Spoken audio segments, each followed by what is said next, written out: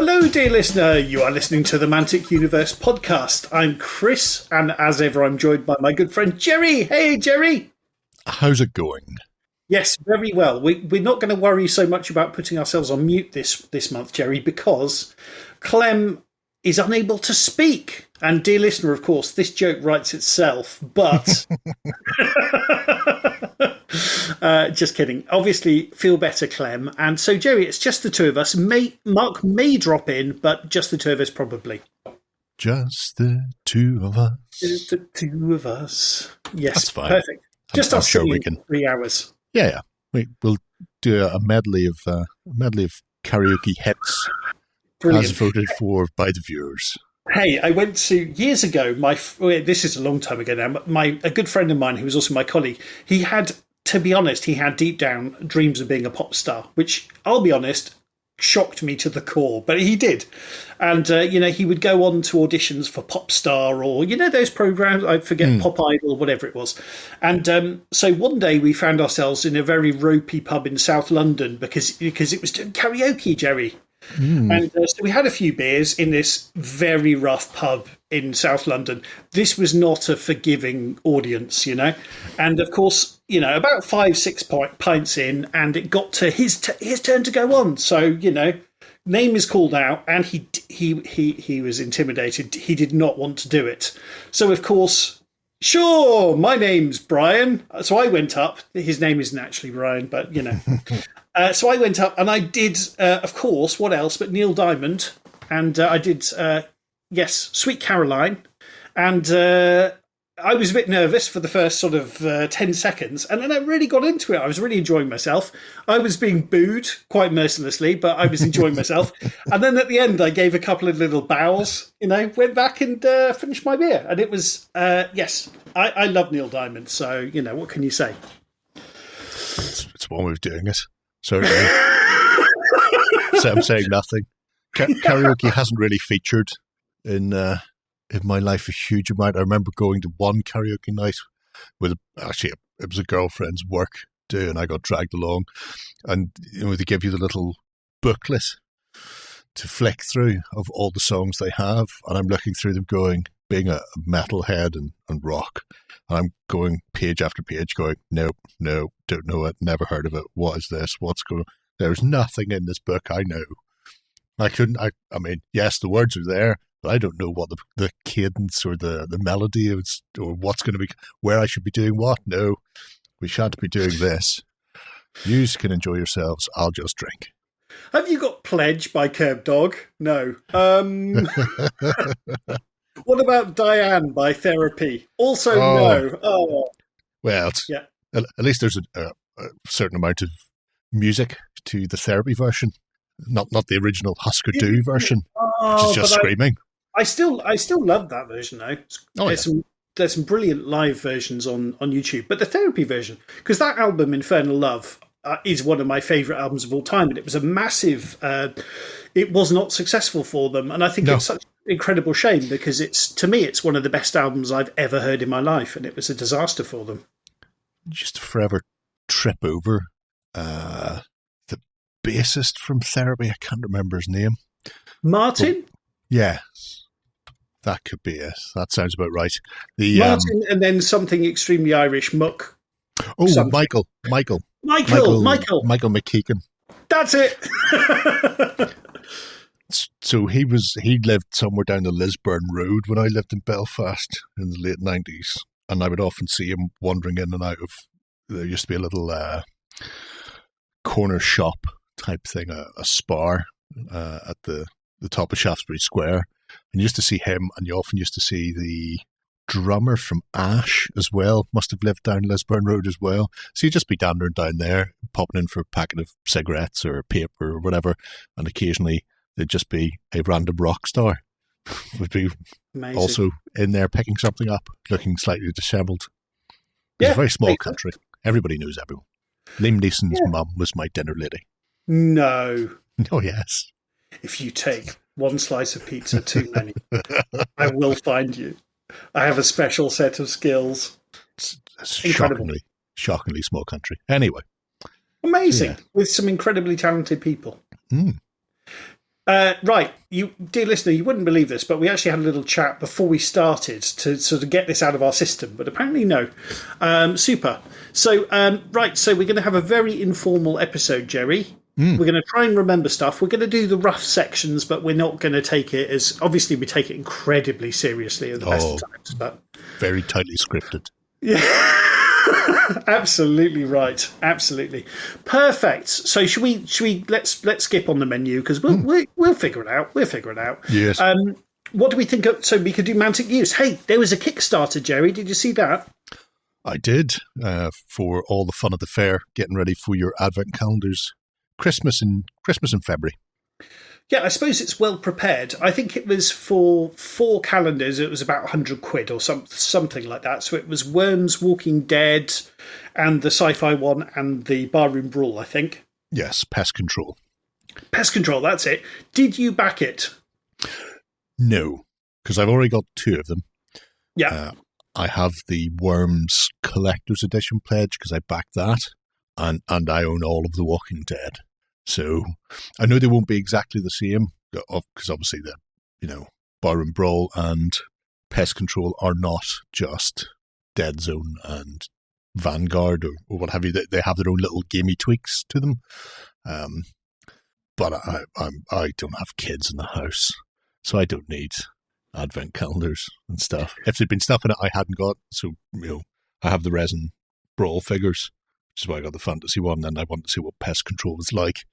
But I just skipped on this. I thought, closer to Christmas, I can always grab them individually anyway. But it's not something I felt the urge. I'm in the same boat. I think Mantic having a little cheap board gamey type thing that they can put in bookshops, I think is a great idea. I didn't particularly feel the urge to go for them. I thought I would go for the Walking Dead one, but then I realised, well, I've got the model, and and then it's like,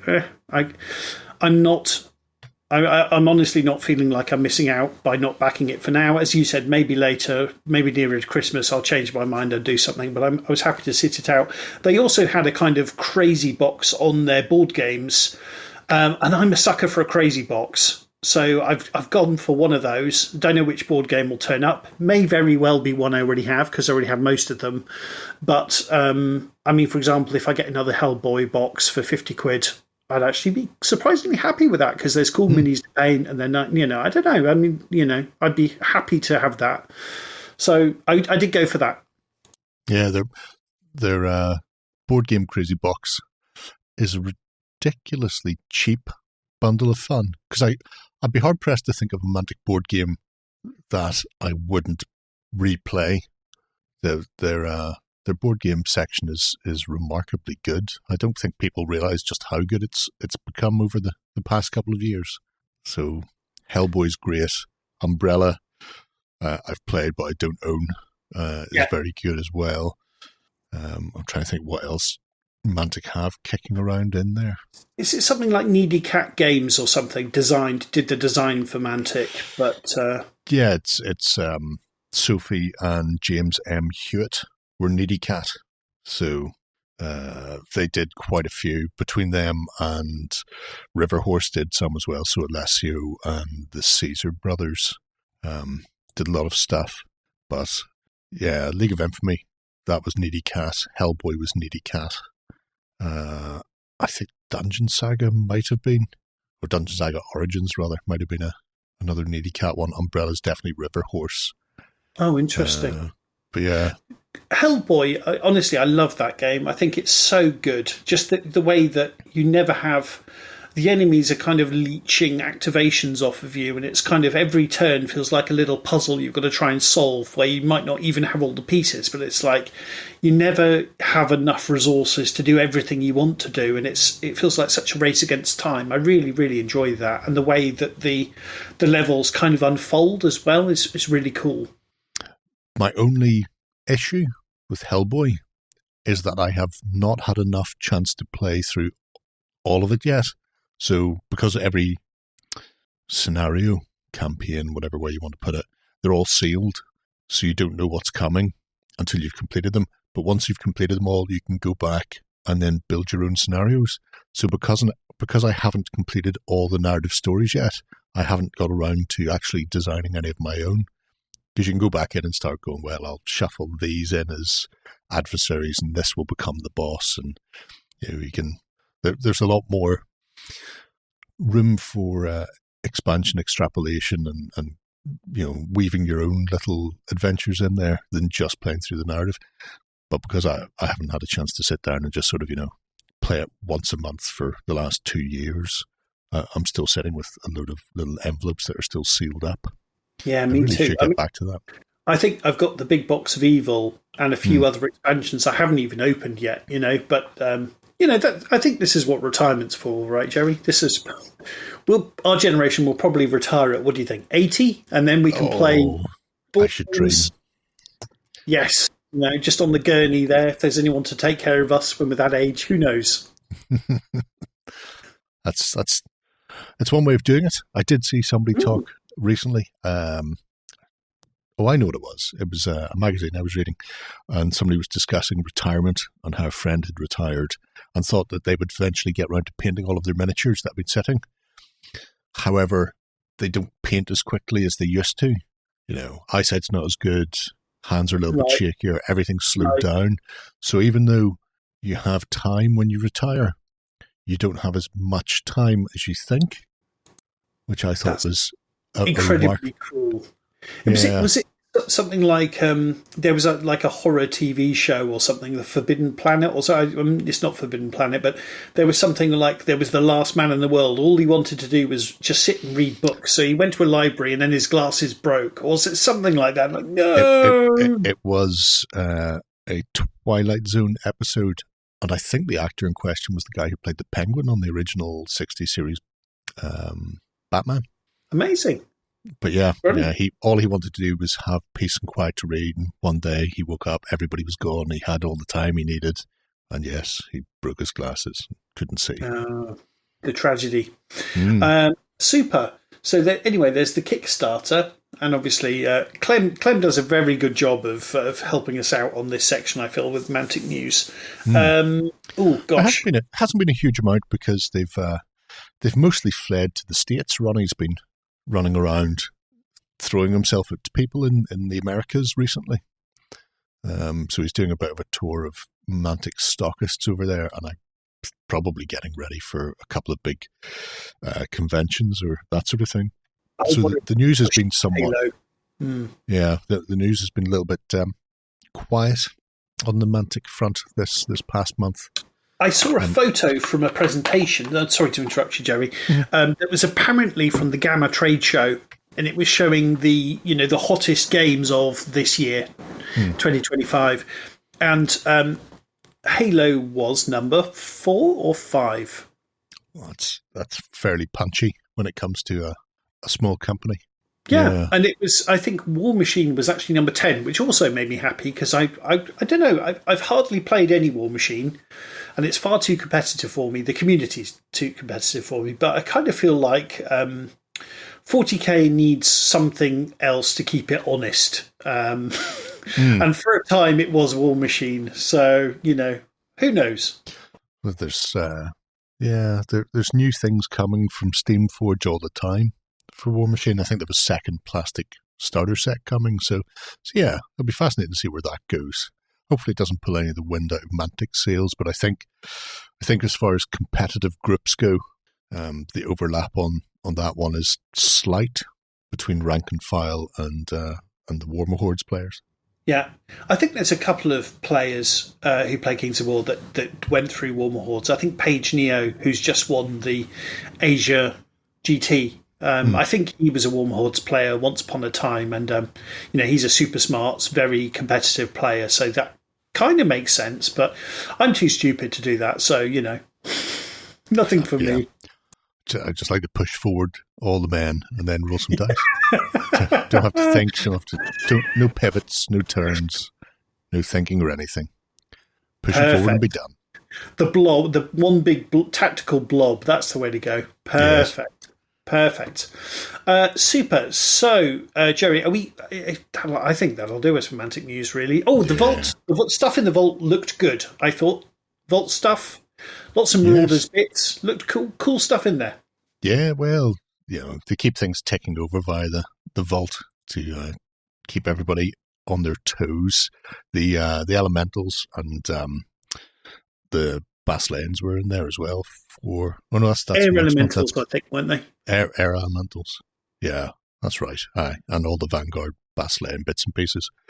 So that's a handy bunch of elites, and more importantly, Ogre Palace Guard, which I imagine 3D printers will be going brrr, like nobody's business, just printing out nothing but Ogre Palace Guard, the filthiest of all Palace Guard, and I include elves in that. Oh my goodness, it's that bad. They're worse than elves. They really are.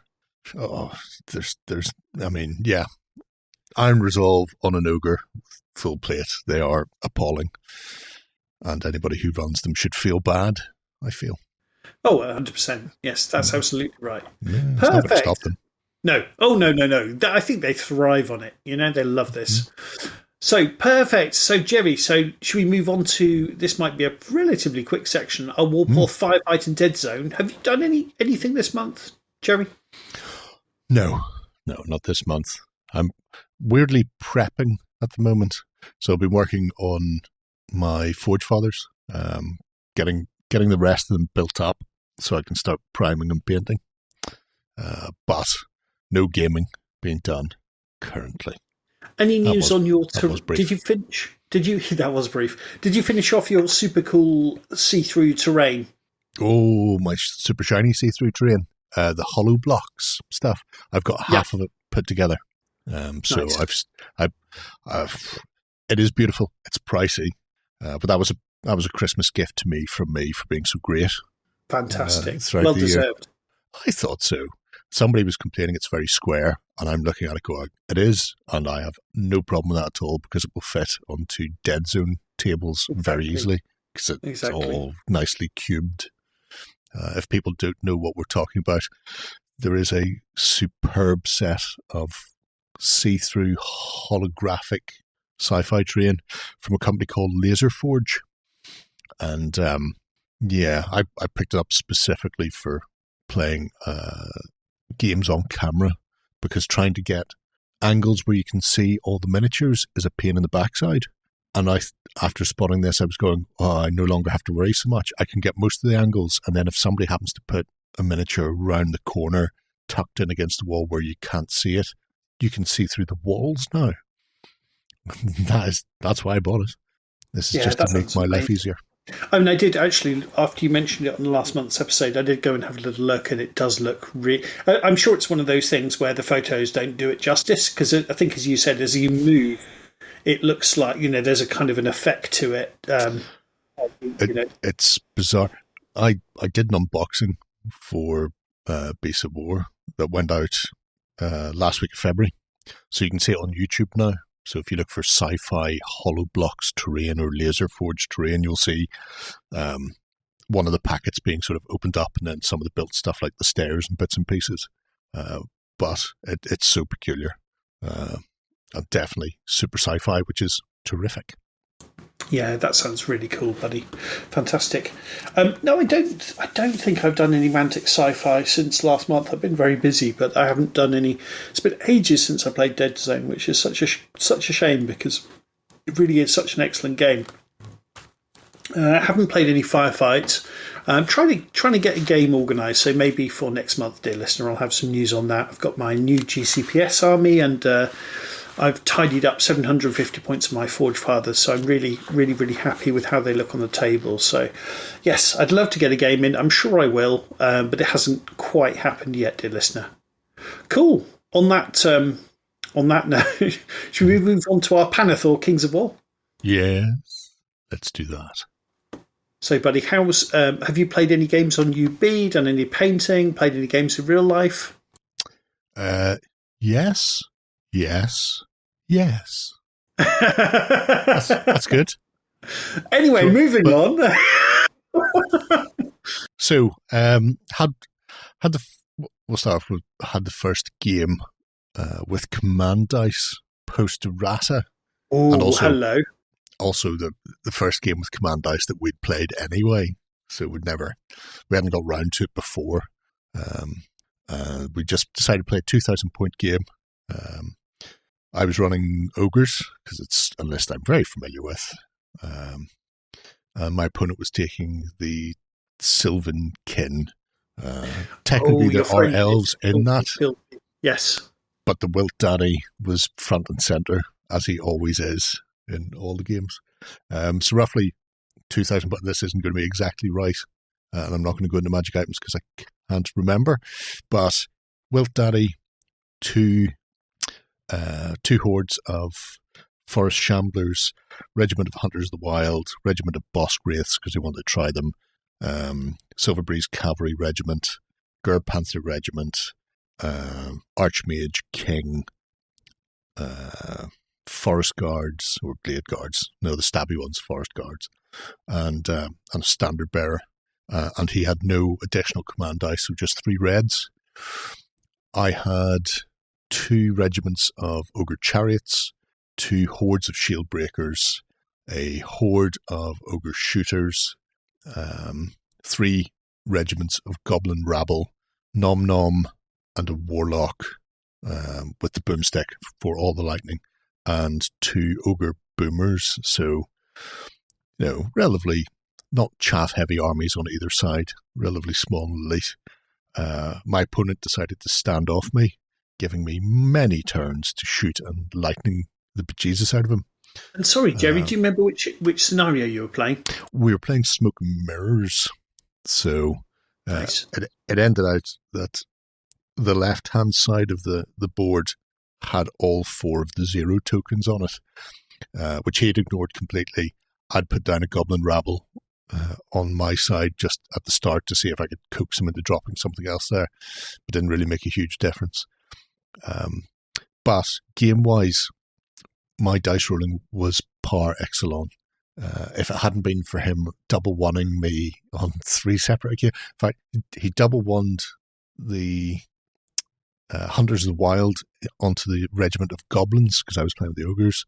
And then the following turn I went, well, they're going to be lifted off. What are the chances of you double-one-ing them a second turn in a row? And he double-wonned them. I was like, oh, I feel bad now. So he was a bit too standoffish, and he said we were talking about the game afterwards. So it ended up being a narrow 3-2 victory to me. Nice. But neither of us were particularly upset or worried about the command dice. Like I say, he only had the 3 reds. I had the 3 red that you get as standard now, and then also took 2 blue because I had 60 points left. I was like, well, I can't even buy a hero. I could throw some more magic items onto something, but I want to try the command dice. So most turns I was rolling sort of 4 or 5, because even with blue dice that have no blank faces on them, I'm more than made up for it on the reds. But there were a couple of turns where I had a chunky sort of 7, and really I was just using it to supplement lightning bolts. So, 3 extra dice for charging a spell up, or 1 dice for accuracy. One turn I had the opportunity to use, I'm going to call it Vigilance. It may or may not be called Vigilance. The command order that allows you to reroll all of your hits and all of your wounds. So it's the big expensive one, isn't it? It's the 6-pointer. So I had it lined up for 1 turn and didn't use it at all. Didn't need to. The chariots went in and did their job. And then a later turn, I'd done even numbers. So went in with shield breakers into his forest shamblers, did 9 out of 18 hits, and did 5 out of the 9 wounds. So it was average numbers. It was what I should have. It was what I expected to get when I went in. And I looked at it and I'm going, it's going to be 6 twice to break the unit, so a little bit lower than average. Yeah. But you probably don't want to re-roll all that because there's just as much chance you'll do worse than you've done than better, right? Yeah. So I was looking, I'm going, well, I'm dead on the money. I'm literally exactly where the numbers say I should be. So if I re-roll it, I'll either spike massively high or massively low.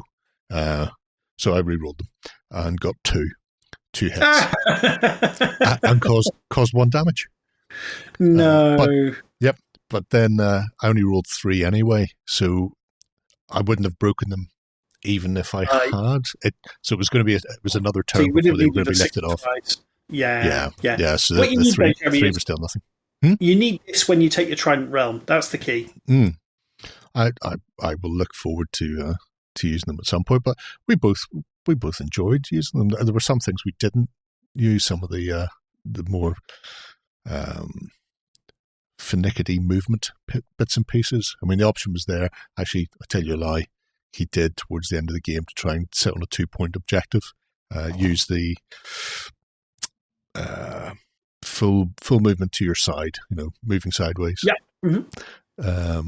Which forced me to monkey around a bit more. But yeah, neither of us thought they were particularly overwhelming. That may be because we didn't play it when it was a red, white, and blue set of command dice as standard, because you're restricted to the reds. He didn't have a particularly massive spike on any of his. He was sort of coasting along at 2 or 3 most turns, and it was just like chipping away or healing here and there. It seems, and I'm going to be completely honest, I've still not played with the command dice to my shame. But it's interesting the way that initially the sort of the backlash on this was that this is going to break Kings of War, and now the sky is falling. Yes, the sky is falling, and now we're almost getting the opposite criticism that it's not enough. It's not significant enough. So interesting. The way I looked at it was, obviously, I had the option to do some things like the big 6-pointer, which either didn't come off, and so I'm still sitting on. It was the last turn where I went in, didn't need them, so I was still sitting with 6 command points if there had been a turn 7, and obviously you don't roll again. So it gave me a big buffer for turn 7 if I needed to suddenly shuffle somebody 10 inches or whatever it happened to be, that was there. But looking at your standard, if you're only going to get a couple of points a turn, if you don't want to invest money into the dice, if you think about those 5-point items, your Blade of Slashing, Mace of Crashing, where you get to reroll 1 for 1 command point, you get to reroll 2 of those missed dice. And so, or 2 of the dice that don't win in the case of the Mace of Crushing. And those are just a low-cost item. Yeah. Yeah. It's I think it's comfortable enough. There's nothing particularly outstandingly earth-shattering about them, and nothing where you're sitting going, oh, I got so confused about the command orders that it's baffled how I'm going to play. I mean, the ogres have the potential to have Brutal 2 or Rallying 1 for Mercenary. Rallying both probably which are would have amazing for ogres, aren't they? I mean, Brutal 2, wow. Yeah. And they're only 3 points, so I could have used those. And there were turns where I was going, I really need to break that unit. Is a Brutal 2 for 3 points going to be enough, or do I need to throw the full 6 at it? And you're going, well, if I'd gone with a Brutal 2, I still wouldn't have broke those Forest Shamblers. So, it's you win some, you lose some, but it's no more than using something like Blood of the Old King, where you have to go, well, this turn I'm going to use it, and hopefully the dice roll in the right direction for me, and it's not a waste of that, one-shot item. I used to take that on my Worm Riders back before they changed it, so it was, it was 100% doing more damage to me than it was to my opponent. Yes. Oh. But my idea was always, I'm going to try and regen it back, and it was always, I used to love that. It was 9 times out of 10, it backfired on me spectacularly, but it was in such a way that I was laughing my head off. I really enjoyed that. I mean, it's the way to do it. But yeah, overall, I have to say I quite like that. We both quite liked the command dice and how it works. It's just a nice little additional extra. And I mean, the game is simple enough, so tacking on command options isn't a massive strain on my already diminishing mental capacities. So you obviously you didn't feel any decision paralysis or anything like that? No, because in most cases I'm looking at it going, well, I've got X points for this turn. I already know where I'm going. It's just a case of we'll do it in X, Y, or Z order, so having the +1 under the lightning bolts, because ogres are already getting bonus to lightning bolt. I have 2 ogre warlocks that are specifically aiming that way. So nom nom, and then one with the boomstick. So I've got one lightning bolt 4 and one lightning bolt 5. And then when they're sitting with 3 ogre hordes beside them, they're going up to 8 and 7, and then having the option to add an extra die on for 3 points is great. So you go lightning bolt 9 and lightning bolt 8. Yes, thank you. That sounds really good. Yeah, goodbye chaff. Yeah. Yeah, so you're not even having this. Well, in this case, I was using the fact that they have piercing to try and whittle down the high defense stuff. Defense stuff, which for shamblers and the like, and the fact he's got so much heal kicking around the elf army means it's fairly simple. So I wasn't having to worry about where am I going to spend these or what am I going to do with. I know what I need to do. And in the meantime, the rest of the army is either moving up or positioning themselves. So yeah, it's just there as a bonus buff without having to think about it. Very nice. Yeah. Very nice. And then apart from that, I've been doing some work on, funnily enough, my ogres. Because I've been sitting on these forever and a day. So much so that Mantic have actually, cheekily released new ogres before I finish the old ones. So I've been working on ogre chariots, which are my old ones using some cataphracti horses, so early Imperial Roman metal horses from a historic company. 2 chariots, but with 3 horses pulling each one. Stole that idea from Nick Williams many months ago. Finally getting around to finishing those off. And I also have Jesse's ogre warlock, which is going to be painted up as Nom Nom. Really cool. So they were getting slowly but surely. I'm starting to get bits of work done on them because, to be brutally honest, this army's been sitting for far too long without me finishing it. So it's like, well, let's try and get this out of the way in the next month or so. It does feel good though, doesn't it, to get things that have been in your pile of shame for a long time. It feels really good to actually get them out and get some enjoyment out of them. Oh, 100%. If nothing else, just to try and beat the millennium rolling around again and still have them all sitting in boxes. Yeah, fantastic. Cool. And how's your friend John getting on with his undead? He has not done anything subsequently. They're all bought, built, based, primed, deciding on a colour scheme now. So he could theoretically play, because they're all sitting on bases ready to rock and roll. Although John isn't a big fan of playing with unpainted or semi-painted stuff, whereas I'll play any game at all because I'm a whore like that. So hopefully he'll get a bit of work done on them over the next month and maybe try and get a game or two in with Paul and myself up at Coleraine at the studio in the not too distant future. Amazing. Because I really just want to run over the top of his undead. Who wouldn't? It's the only way they'll learn. Fantastic. Oh, that's great. Well, from my perspective, last weekend I ran my first competitive event. The first event where we actually made a note of scores and such. So we got 17 players. We had a couple of dropouts, but we had 17 people turn up. And it was at Quest Hub in Frankfurt. It was 3 games of ambush and then kind of play what you like afterwards and just make friends. Yes, I think overall it was a very successful day. My friend Andrew immediately quit from... He helped me organise this event and then immediately quit. Nice. But that's more to do with the fact he has, 2 small kids and, he can't make the time on the weekends. But it was quite funny how he just immediately said, I'm not doing this again. But no, I hope everyone had a lovely time. I did feel pressure. I mean, for example, Clem and his wife Sarah came and Sarah played.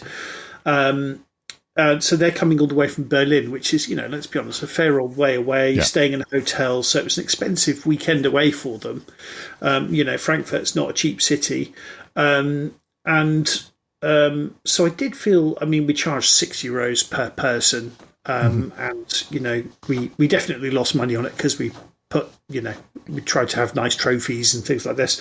Sure. But I think everyone had a nice time anyway. I think probably an hour wasn't enough for the game. So, there was lots of situations where I think people only had enough time for 4 rounds, and someone dropped out due to illness after the first game. So I then had to be the ringer. So then I wasn't able to go round and say, 50 minutes left, or half an hour left, or 10 minutes left. So I think some of it was, people felt it was a little bit abrupt. But I think what I'll do next time, and next time will be the 17th of the 5th. Please get a ticket, dear listener. But I think what I'll do next time is actually ask people at the tables to set an alarm, or set an alarm for an hour, but also set an alarm for 50 minutes or 45 minutes, so they get a warning they've got 15 minutes left, because it's one less thing for me to worry about. I'm thinking about saying for the next one, encouraging people to do clocks, because obviously that takes that problem away. Yes. I really like clocks, but I don't know whether people will find the idea stressful, so I'm not sure what to do about that. I would say go for it, because I'm like that myself. I think the clocks add a lot more, and I don't think people understand how much time they have when they start playing. Whereas when you've got a clock beside you and you can literally see it ticking down, you're going, am I just spending too much time footering around? And you go, well, if you're going to be playing 6 turns, then you've got more time at the end because there'll be less stuff on the board, so you can afford to be a bit lax early on, but you're less likely to waste 15 minutes on your first turn or 20 minutes on your first turn in an hour-long game with the use of clocks. Even if it's just one of the little chess clocky app things, like what the kids can put on their phones. So yeah, I think do it. We will be back after these short messages. This is Andy from Mantic Games, and you're listening to the Mantic Universe podcast. So much universe, so little time. So in conclusion, 17 people, I think we had a good time. It was stressful at times. We had issues with the app, which I thought was caused by our internet connection going down, which was a little bit funny. But actually, Andrew contacted Elliot, and apparently it was a problem with the app. So we had a few issues. So, for example, it should be that club mates weren't paired up in round 1, but they were, and we couldn't avoid it, sadly. So that was a bit of a shame. But, a couple of little bits like that. We had the way that we did the scoring massively skewed the results. So, for example, the guy that lost 3 games out of 3 ended up coming about 5th from bottom, because one of the scenarios could score a heck of a lot more points than the others, which, not the end of the world, but I think we'd think about that a little bit differently going forward. So it was the kind of, there was a comedy program where they have a fake game show where they say, I think it was Futurama or something, and they casually say, okay, and our last round is worth 1 million points, making all of the previous rounds pointless. It was a little bit like that, where there was one scenario where even if you didn't do very well, if you played it, you could score quite a lot of points. But there we go. Everyone had a really nice time, and I think that's the important thing. And Clem's wife Sarah did her first ever army, and she's a painter as her hobby, so she had quite a leg up. But it was technically the first army she'd painted, so she won the best newbie painter award. And then our local friend Alex painted up his abyssals, and they looked lovely, and that won best overall painted. And we had some prizes to raffle out and some Mantic vouchers, and I had a lovely time. It oscillated between me being super stressed when the app wasn't working properly to actually having a lovely old time. So, it went back and forth a couple of times, but I did have a good time, I think, overall. Well, the fact that you're going to do it again means it, right. it wasn't so traumatic that you never want to see another tournament as long as you live, which is always a good sign. Yeah, that's fair enough. I mean, basically what I've said is as long as I have someone local to do the app, I'm comfortable with everything else, like the social aspect of doing it, I'm fine with. It's the app is the bit that stresses me out. So my local friend Caleb has agreed, to bless him, to just do that. And it's not complicated. It's just, I know me, if I'm left to my own devices, I'll screw it up somehow. So just having someone else to do that is a massive relief. So yeah, we'll have another go. And this coming weekend, at time of recording, dear listener, I'm off to St Augustine, which is about an hour and 20 minutes drive north. It's just outside of Bonn and Cologne. And it's the privateer Poser Boys, who are the main Kings of War group in Germany. They are having a 2,000 points, 3 game in a day, kind of a day, obviously.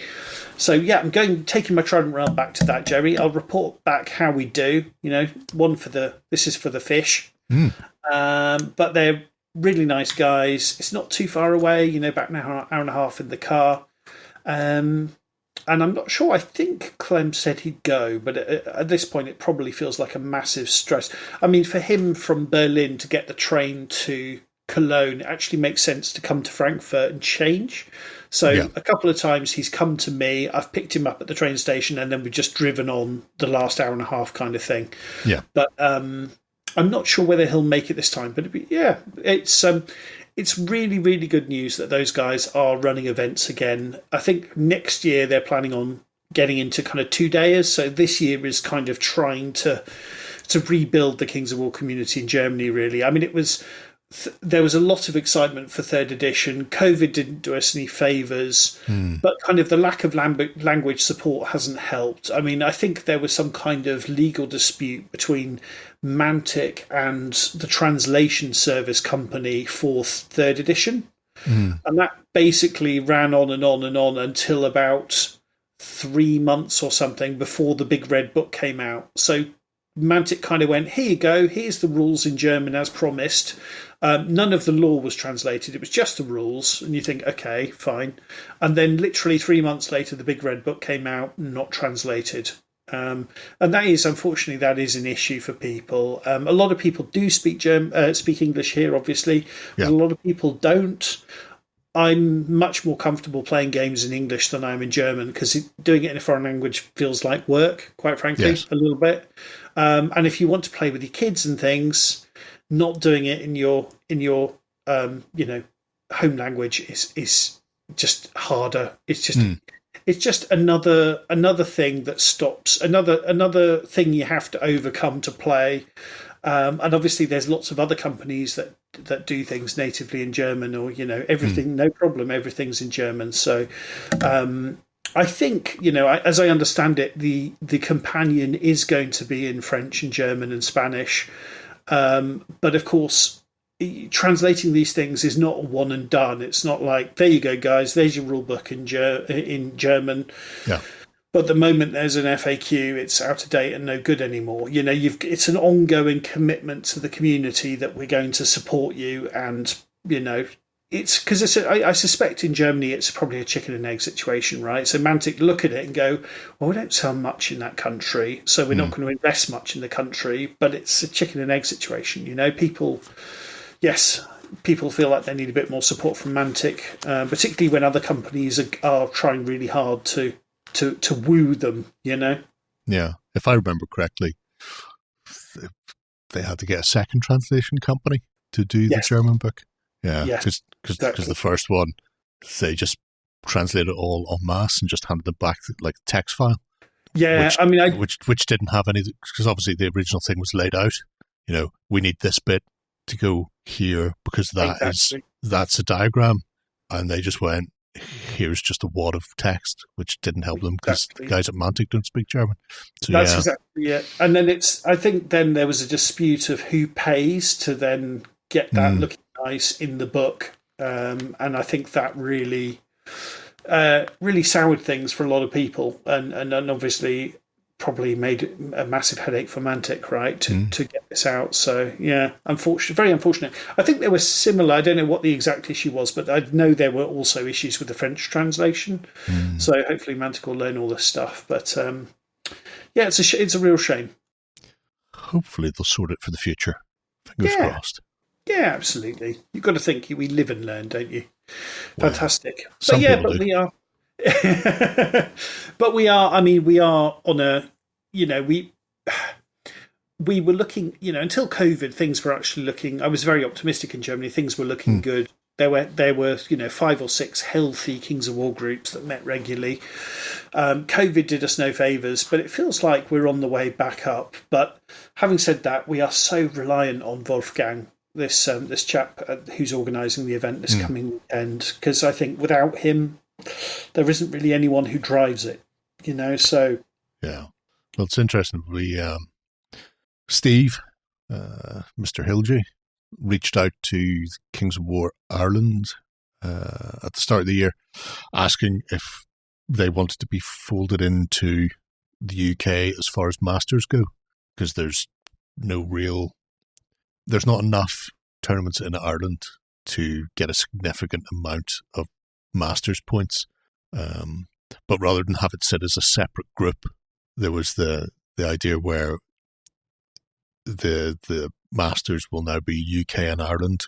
So if there are qualifying events in Ireland, people will be able to get the points towards their Masters scores, for best race and that sort of thing, where they're looking to get qualification. So that was a nice one. We all, being Irish, went, yeah, sure, why not? Go for it. We're very laissez-faire.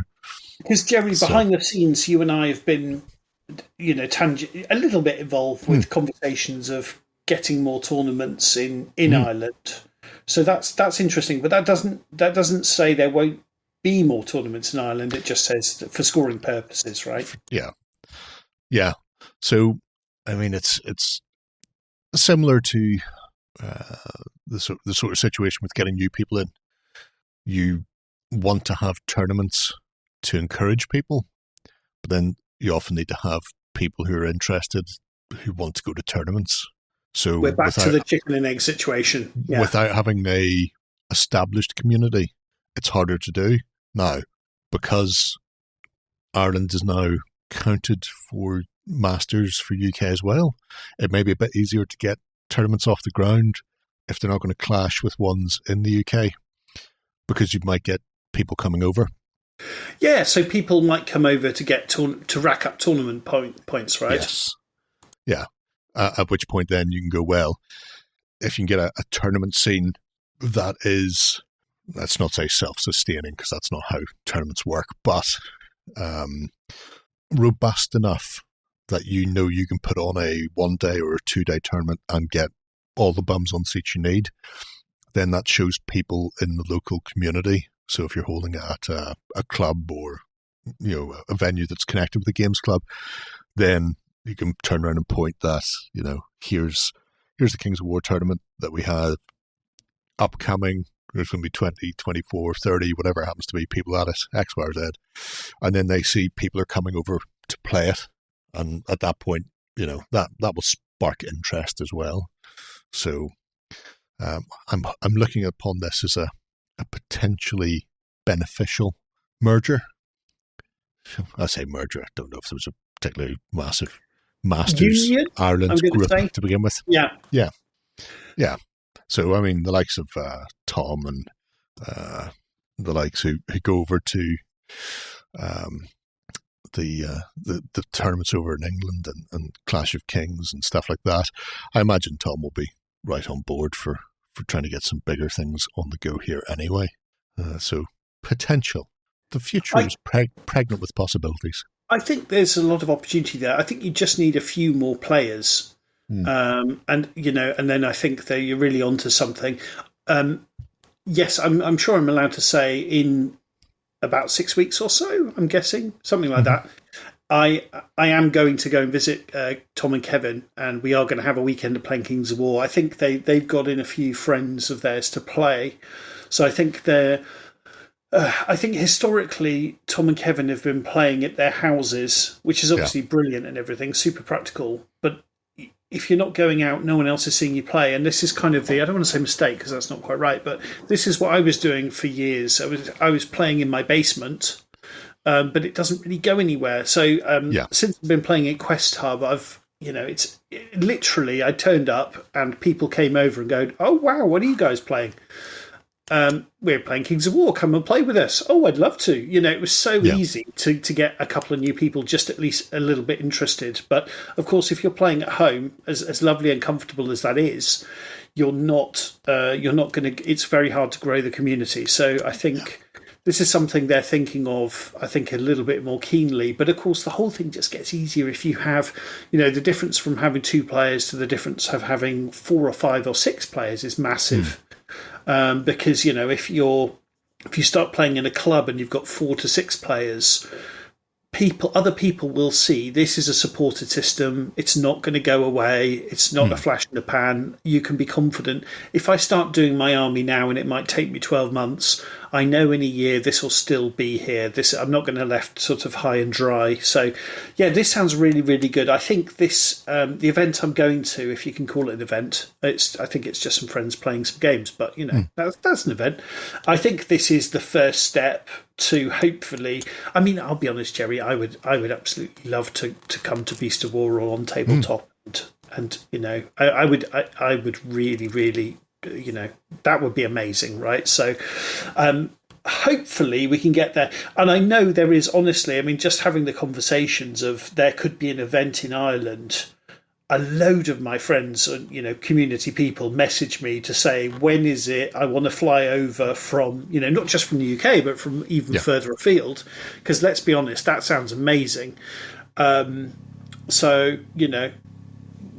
I think there's massive potential there. It's just going to take a little bit of time and work, Yeah.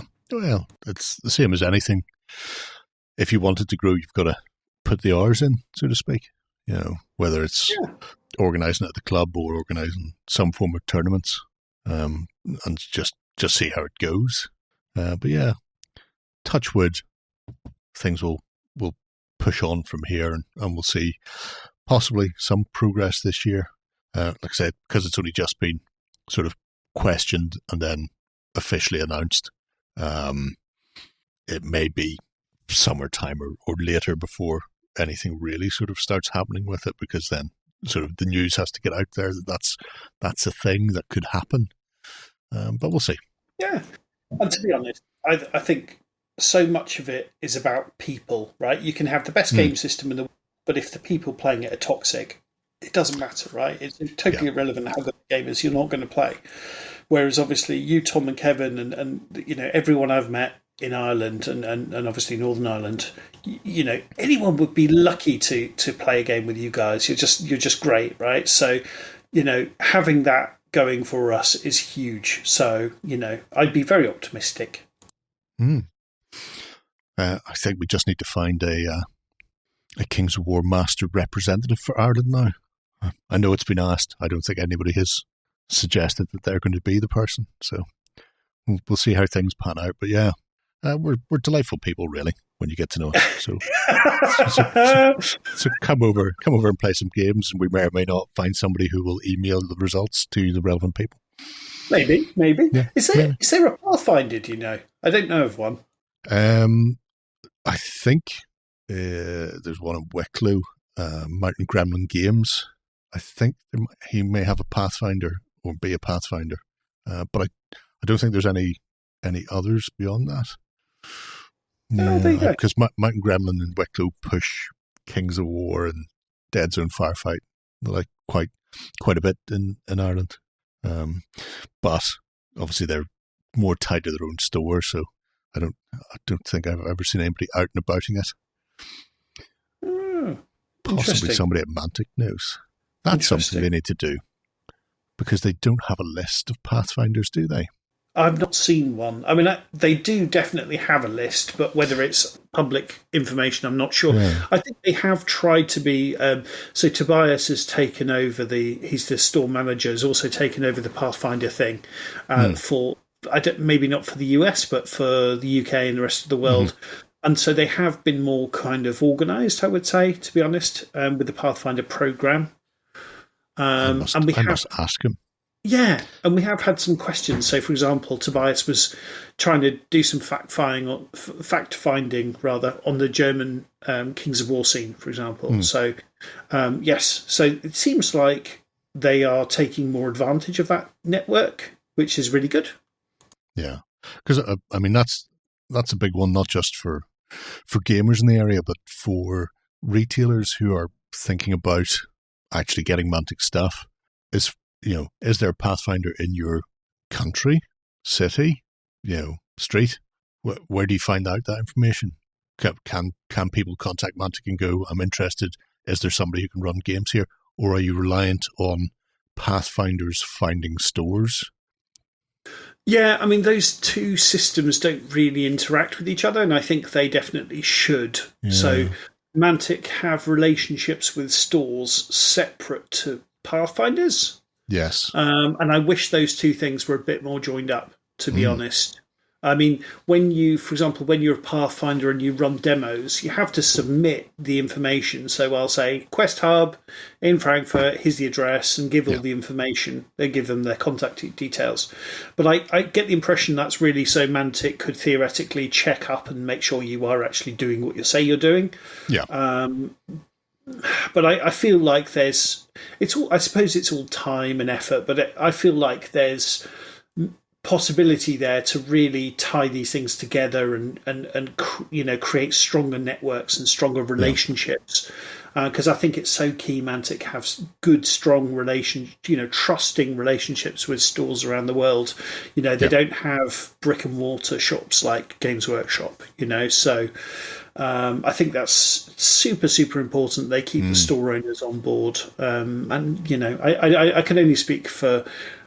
Well, I can't even speak for my local, but Quest Hub, I know that Mantic is not necessarily their favourite supplier, or vendor or whatever, if that makes sense. For whatever reason. Yeah, well, maybe that's one people could poke Mantic about, or like I say, I'll probably see Tobias in about 5 weeks at Salute, so I might ask him then.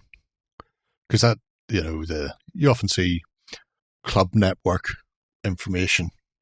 Is there a club in my area for just generic?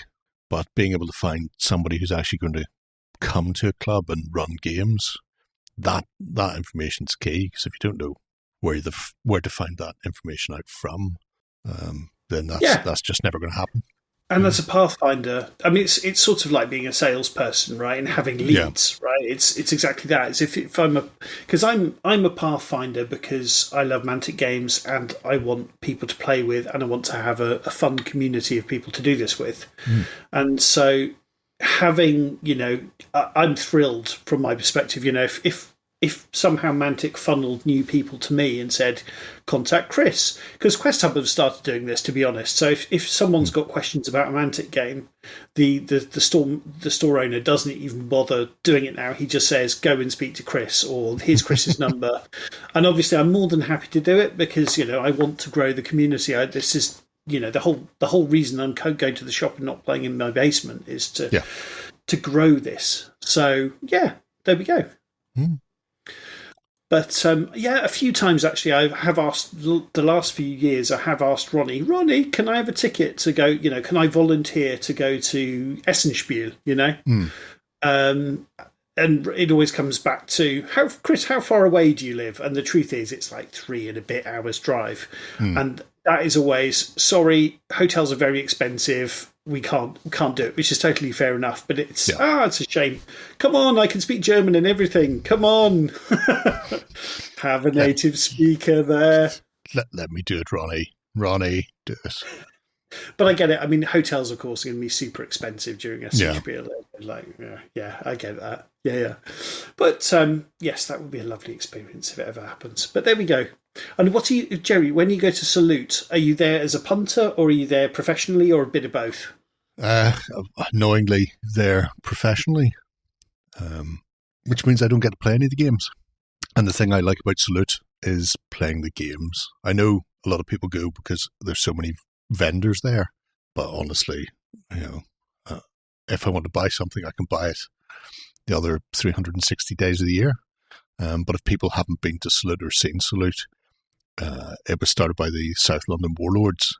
It is just their club convention that got out of hand, and you go in and there might be 100 tables set up with games from 60, 70, 80 different clubs from around the UK and further afield, and going around and seeing, a Vietnam table put on by one club, or Stalingrad put on by somebody else, or, all these weird and wacky games, different systems you've never heard of.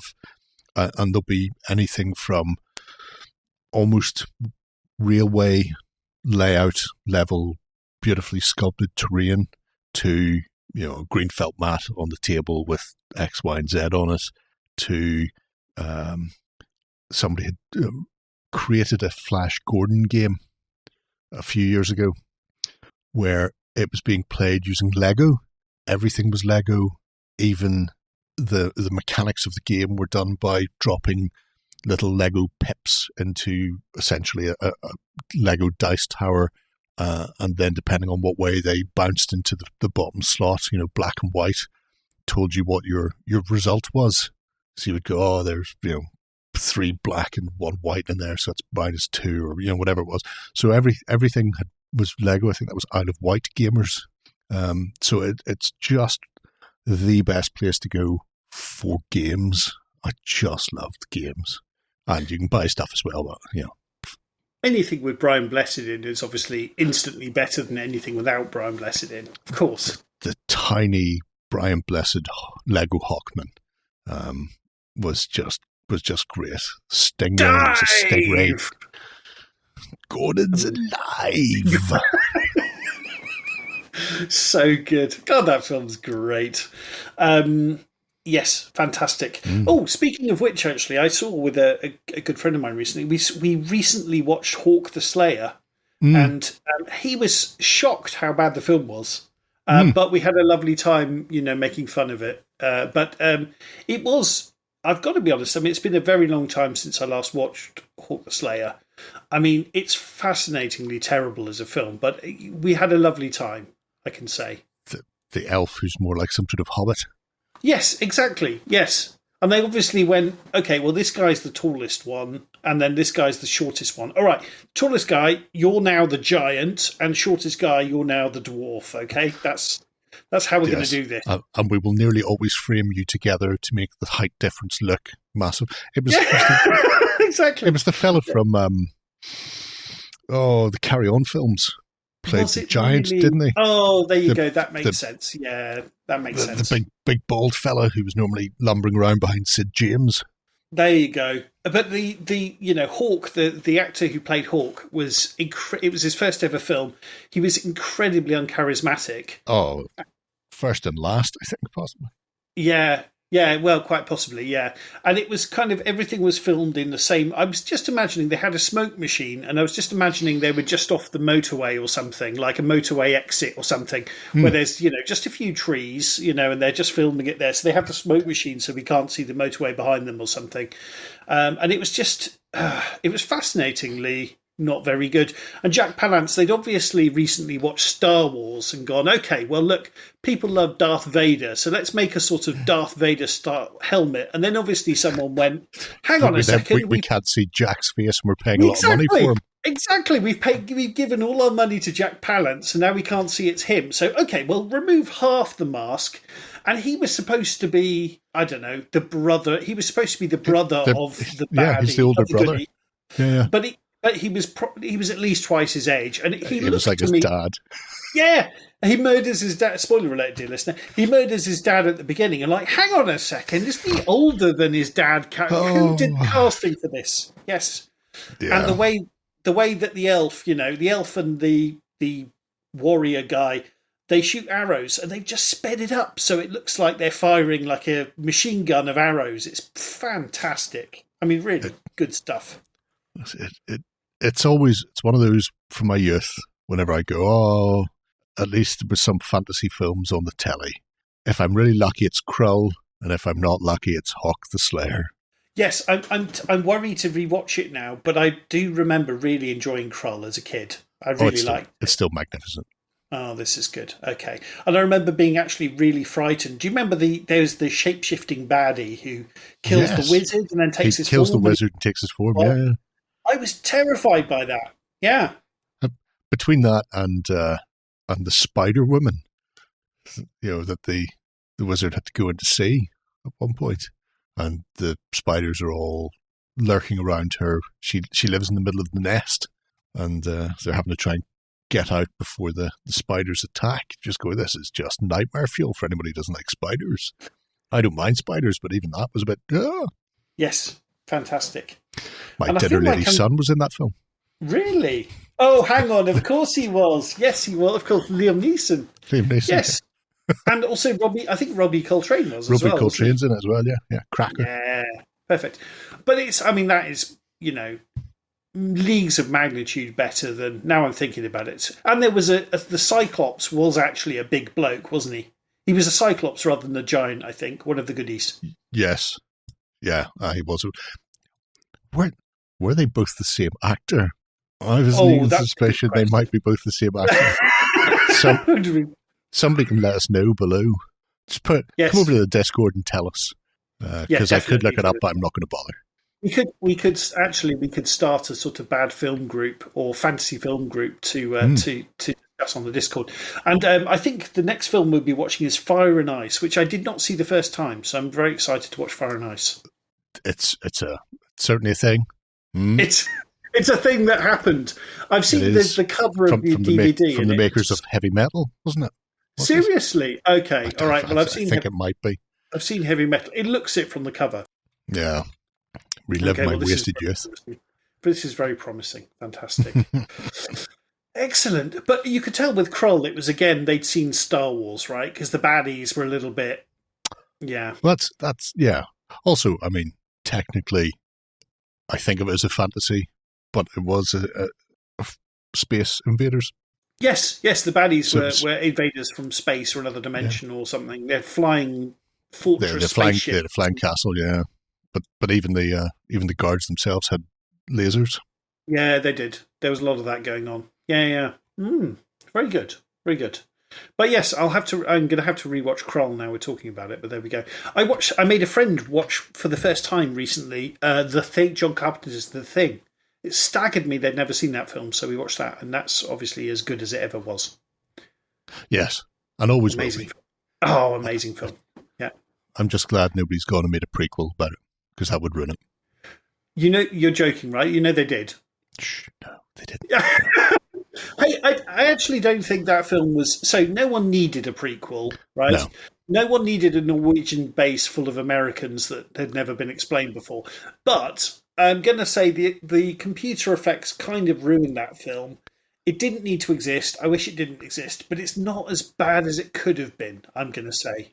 I've watched it. I hated it. I rewatched it about 2 years ago and I went, I wish it didn't exist. It's naff. The computer effects are terrible, but it's not as bad as I remembered it. I'm a big fan of Red Letter Media, and they did a whole review, 40-minute long chat about The Thing, and they touched on the prequel. And one of the guys, Colin, is a special effects artist, works in the industry, and he knows people who worked on that film. And they originally made the effects practical. And then a producer came in and went, this all looks very dated and old. Get rid of all of the practical effects and replace it all with CGI. CGI is what the kids like. That's put on CGI.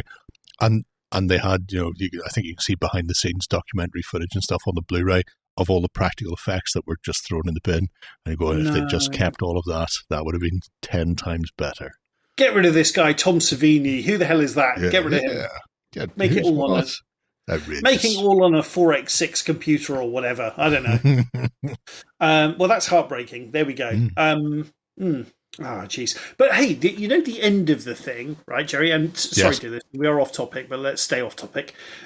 Obviously, when there's McCready and Charles, and they have a drink together. Mm-hmm. Do you know? What in your mind? What does that mean? Like, how is that an ambiguous ending? Yeah. The whole thing about The Thing is the fear and paranoia, not knowing who the thing is, and them both sitting there, semi-freezing to death, worried that the other person is going to turn out to be the thing, and maybe it's neither of them. Yes. So that's how I always interpreted it, and I thought that was the perfect ending for it. I think that's how it's meant to be interpreted, based on what John Carpenter himself has said. Oh, interesting, because I didn't read it myself, but somebody told me that, so I'm hearing this secondhand, so maybe this is not right, dear listener, that John Carpenter had given an interview where he said the ending is not supposed to be ambiguous. The whiskey that McCready drinks is actually diesel or fuel. He takes a sip because the thing doesn't know what it should taste like. So when McCready gives it over to him and Charles drinks it and goes, delicious. Apparently McCready gives a little smile, and apparently he has his under something by the side of him. Apparently he has his flamethrower. So apparently the ending is, 4 seconds after the credits roll, McCready just blasts him and then freezes to death, which is, believe it or not, dear listener, actually a very optimistic ending for the thing, considering how incredibly dark it is. Everybody dies at the end is actually a great outcome for humanity. We all look forward to that inevitable outcome against our alien overlord. The planet is going to be just fine. We're gone. Perfect. Hey, Jerry, so why don't I put you on the spot? This could be great. Sure. This could be gold, or this could be a lead balloon.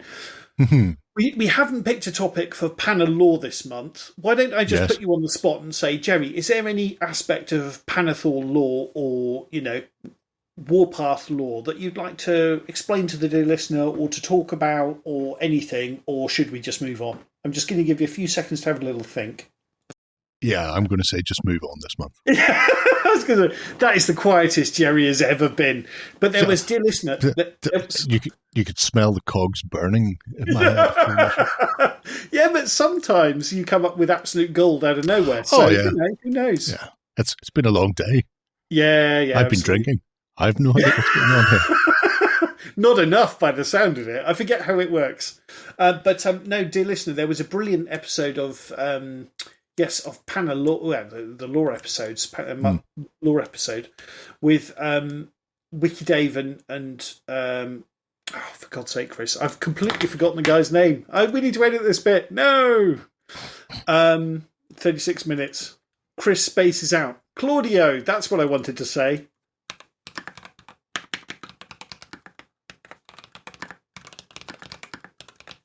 So, yes, where they talk about Nexus Psi, which is the kind of the first outbreak of the plague in human space. I mean, it's obviously with the Death Arc, obviously it had, the plague had done terrible things to the Asterians. And I do wonder, actually, if the reason a lot of the Asterian forces are not just they're incredibly high tech, so they don't have to fight, they can just get robots to do it for them. But also, Jerry, if you're fighting the plague, sending, half-trained human recruits into the meat grinder is probably not the best way. That's like fighting fire by pouring gasoline on it. Yeah. Whereas if you've got robots to do the fighting, they might destroy the robots, but they're not infecting more people. Or do you see what I mean? Yeah. I mean, if one puppeteer gets infected, that's a shame. But 100 Asterians or 1,000 or whatever happens to be, that's a nightmare, especially if they get off planet. So it's entirely possible that that's the sort of drive behind using their marionettes and friends. Certainly doesn't hurt, does it, buddy? No. And I've done my classic, I don't know what it's been, but the last 3 months have been a disaster asking listener questions. I think, Jerry, we have one listener question. Yes. So this one comes via the medium of the Discord. And the question is from Screaming Adabs, and I'm going to assume that's how that's pronounced. But he asks about filling out armies. There are several armies, including Mantic IPs, that you cannot make fully Mantic for every unit. For example, Night Stalker Bloodworms. This seems kind of silly to me and must be off-putting to new players. My son builds Night Stalkers but doesn't want to proxy or kit bash a unit. He can't use Bloodworms. I'd love a Mammoth for my Ogres. Where is the Mantic model? Especially with the Vault, but even without, filling in these gaps should be fairly easy. So, this is one that sort of comes up in waves every few months or so. I have my own point of view on this, which is I'm old and I don't care. And that may seem callous, but when I started playing, there weren't complete ranges for any fantasy or sci-fi game. There weren't complete ranges for historic armies.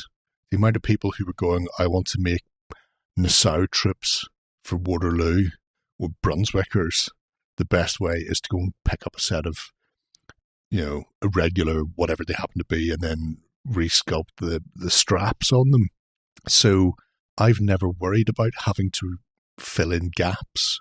And obviously with King's War, I'll ignore the Mantic IP one for a moment, but King's War being so open, the fact that you can use anything is spot on.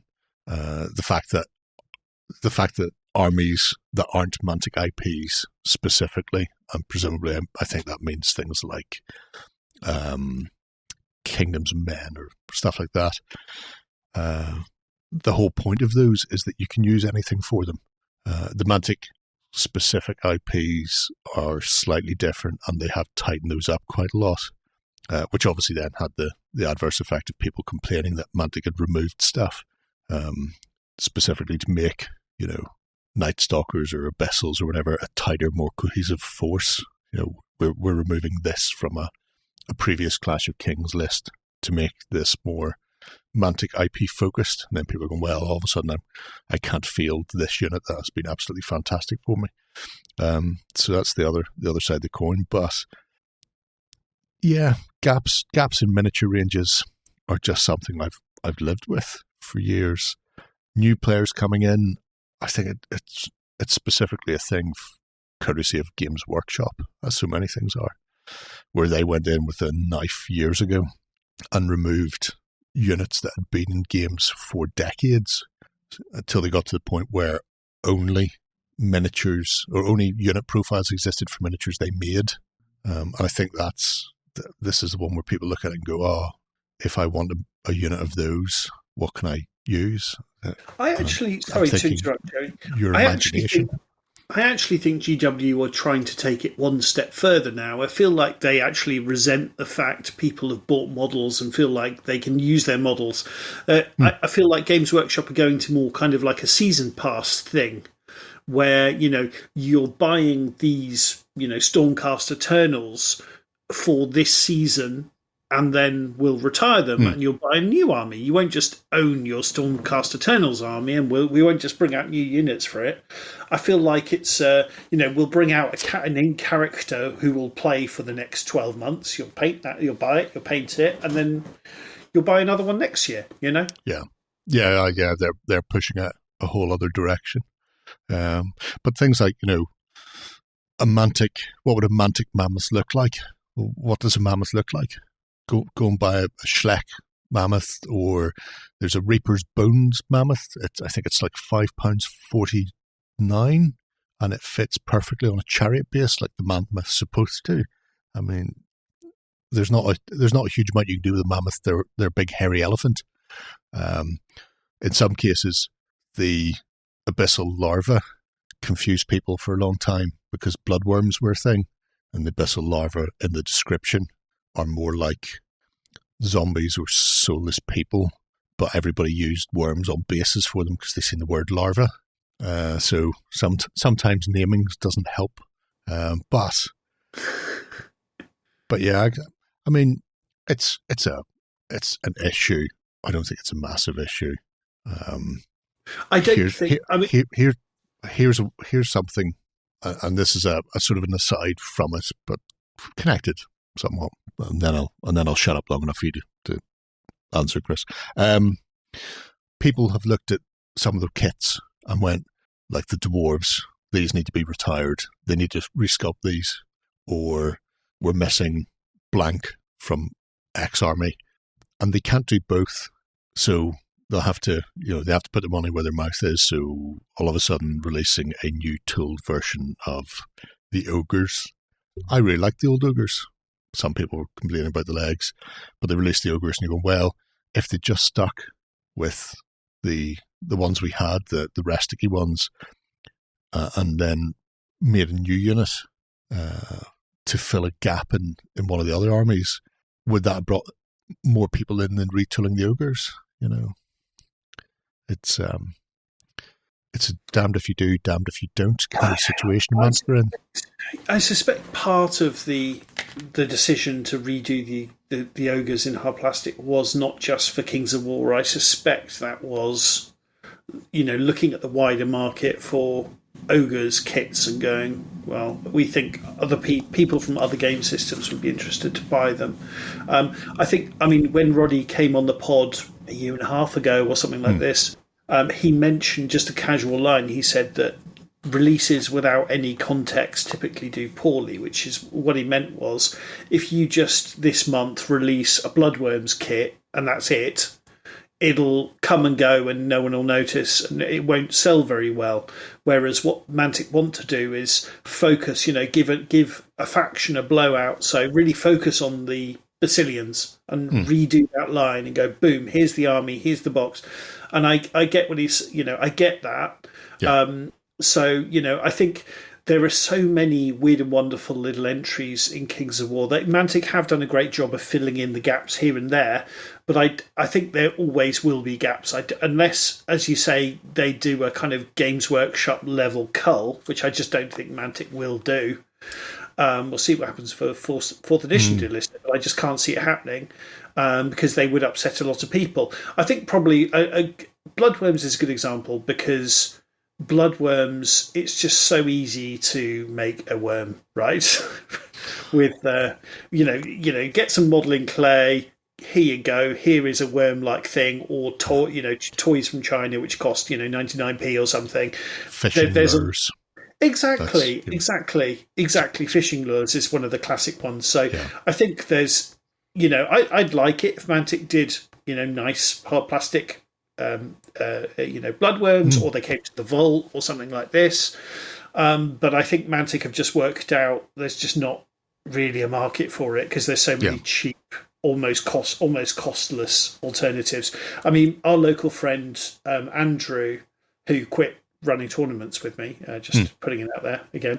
What he's done is he bless him. I think he had a really smart idea. Is he asked people for stuff from their bits box. Please give me human-like figures from your bits box. So we gave him some dwarves and some halflings and some human bits. There's some warlord in there. There's some Mantic in there, and then he's just sort of attached dribbly bits to them. And it's kind of a body horror type thing for his Night Stalkers, and that's really, really cool, So there's loads of stuff you can do for things like Bloodworms. Some people do like, and to your point about you don't mind at all because you're perfectly fine. You're a hobbyist at heart, and you're perfectly, you've always this is all you've ever known, right? It's just doing your own thing. I'm old, Chris. I'm so old. But I think, maybe there is a younger people have a different mentality. It's generational, yeah, potentially. But there are, if you feel strongly about that, yes, you might have your heart set on doing the Brotherhood, and they don't have a full line. But I'd probably say, well, have a look at the other nearly 30 Mantic armies, and there are lots where the ranges are pretty full. I know things like chaff sometimes is an issue, but we're getting there. With the Vault as well. It is. I think it is getting better for Mantic, and I don't think Mantic could solve this issue overnight. And even if they did, I'm not sure it would, of course, help, but I'm not sure how much it would help, if that makes sense, Jerry. Yeah. I'm Brandon Rossbond of Winged Hussar Publishing, and you're listening to the Mantic Universe Podcast. On the subject of the Vault, because people seem to think of it as a panacea, that it's super simple to do, and why is X, Y, and Z not just being sculpted and thrown in there? I seen somebody complaining bitterly about, it was either the Goblins or the Ratkin. I can't remember which one. But 10 bodies on the sprue. However, it's 5 sculpts duplicated. And they're going, why not do 10 individual bodies? And the reason is they don't have a full-time sculptor. They pay, because I'm pretty sure Luigi's still... he's not a Mantic. He's not a Mantic. And so they get them in to do X, Y, or Z, and it costs whatever it costs. And that's why, even though it would be great to have 10 separate bodies for Ratkin, Halflings, Goblins, whatever, that Mantic are going, well, we're going to put 10 on the sprue, but we only need 5 sculpts, and then we double those, and then you just, mix and match heads or whatever. So there's still, even with the vault, there's still the time and cost of getting a sculptor in to do the individual bits, even if they're not going to go on to produce them as a hard plastic tool. There's still the actual sculpting cost to go into that. It's not just a case of press AI chat GPT Mid-Journey, whatever, please design me bloodworms and then upload it to the vault. And it's a skilled, you're paying a skilled consultant to do it, right? So I would just guess at numbers, but it's going to be, of course, it's going to be in the hundreds per day for someone's time, right? Yeah, I've no idea what sculptors charge these days, but not a huge. I don't know how many sculptors actually design the stuff as well. So normally you have somebody design it, and then a sculptor will come in and take the sketch designs and then sculpt it. But going back 15 odd years, maybe more, you used to pay about £10 per millimetre. So a 28mm figure to be sculpted in green stuff by a traditional sculptor would cost you about £300. And these days, even though they're doing it in CAD, they're still going to be paying, or they're still going to be charging something similar, because their time and skill set is obviously there as well. So if it's slightly faster to sculpt in 3D than it is to sculpt in a physical medium, they're still going to be, requiring a certain amount, so that they're not ending up working for less than minimum wage to sculpt a figure, No, absolutely whatever not. that happens to be. And I think we probably forget these things are very time consuming. I suppose let's say, for example, if Mantic already have the file, the STL or whatever for a salamander with a sword and a shield, to move that, to slightly change the pose on the model is probably not going to take that long. But of course, designing a new model is going to take way longer, right? I would guess. Oh yeah, 100%. If anybody's ever used Hero Forge, I had to look up at my shelf there, which is a 3D design thing that people use mostly for RPG figures. But it's a digital service where you can go in and you can get your model and you can pose it and move it around and everything else, and it's sort of drag and drop. And I think people have an idea that that's similar to how quickly you can produce a model for the vault. Obviously, all of that, head A to B or A to G or whatever it happens to be, and then the body types, and then this tunic and that tunic and this weapon and X, Y, and Z. You can go put it all together in whatever way you want and then pose it whatever way you want. I played around with it and got a thing printed out. And then when it arrived, realized that, yes, it had printed out, but because of the way I'd posed it, certain parts of the model had clipped through, like you would get on a digital render, that if you're not paying attention to it, and all of a sudden part of the shoulder pad, or not part of the shoulder pad, part of the elbow is clipping through the shield out the other side. So even with sort of not the cutting edge of modern technology, but yes, you still need that knowledge, and that's that experience to know. Yeah, Jerry, if you put the arms like that, we're going to have an issue, or something like that, and you won't know, because of course we're not professionals. Yeah, or even if you're going to do it through something like the Vault, where you don't have to worry about the actual manufacture, because it will produce it whatever way you do it. It's not until you actually do it that you realize that there are issues with how you've made that model, and they may not have been massively visible on the monitor when you were looking at it, but then whenever it arrives in your hand, you're going, that's odd. Something just looks off about all of that. So yeah. Anyway, I digress. But yeah, I think this is a question that will come up again in another 6 months' time, and it's one it's never going to be answered satisfactorily. If Mantic had all the money in the world, it would be great, and I'm sure they would complete all the ranges. But I think it's a cost analysis is done on it, and if there are gaps, there are gaps. But if Mantic come along and decide to make a mammoth, it would be great to be able to support Mantic. They will probably end up making it in resin, and it will be about 40 quid, at which point I'll be going, well, I can get a plastic one from Reaper for £5, so why would I buy the £40 resin one? Likewise, bloodworms or doppelgangers, whatever it happens to be, although doppelgangers now exist because spectres were given the HEFO in the Night Stalkers.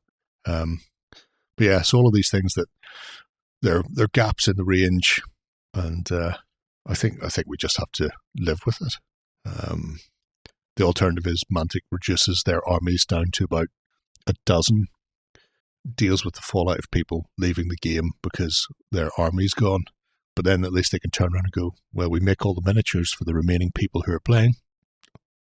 Yeah, and this is something that I think there's a lot of conversation over this with 4th edition. With will Mantic drop? Will they drop armies? And I think from what I'm hearing, I think that's a serious consideration, or it's being considered. I don't know, but this is the word on the street.